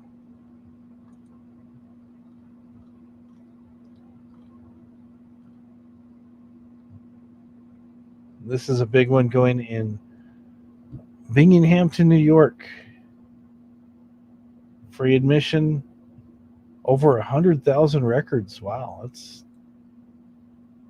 that's quite a bit. Tells you how to get there, hours they open. Oh, here it says early admission is $5. Everything from the 1920s to current. Looks like they got pretty good selection there. So, all right. I've been on here for a while now. I think everybody's kind of wanting to do things, either start their day or go to bed. And I think it's time for me to go to bed. I got things to do. But thank you, everybody, for coming. And thank you for all 5 people who are still here. Maybe there's more and they just haven't said anything. But thank you. Thank you. Oh, there you go. So, yeah, there you go. So hopefully you'll find some records you like if you get a chance to go to that, and you'll have a good time. And when you're out there, stay safe. Take some hand sanitizer with you, and keep your hands clean, and all that good stuff. So have a great night, everybody. Again, thank you so much for coming. You guys make it fun, even though we're just hanging out looking at free cacti and other stuff. All right, have a great night. Bye, everybody.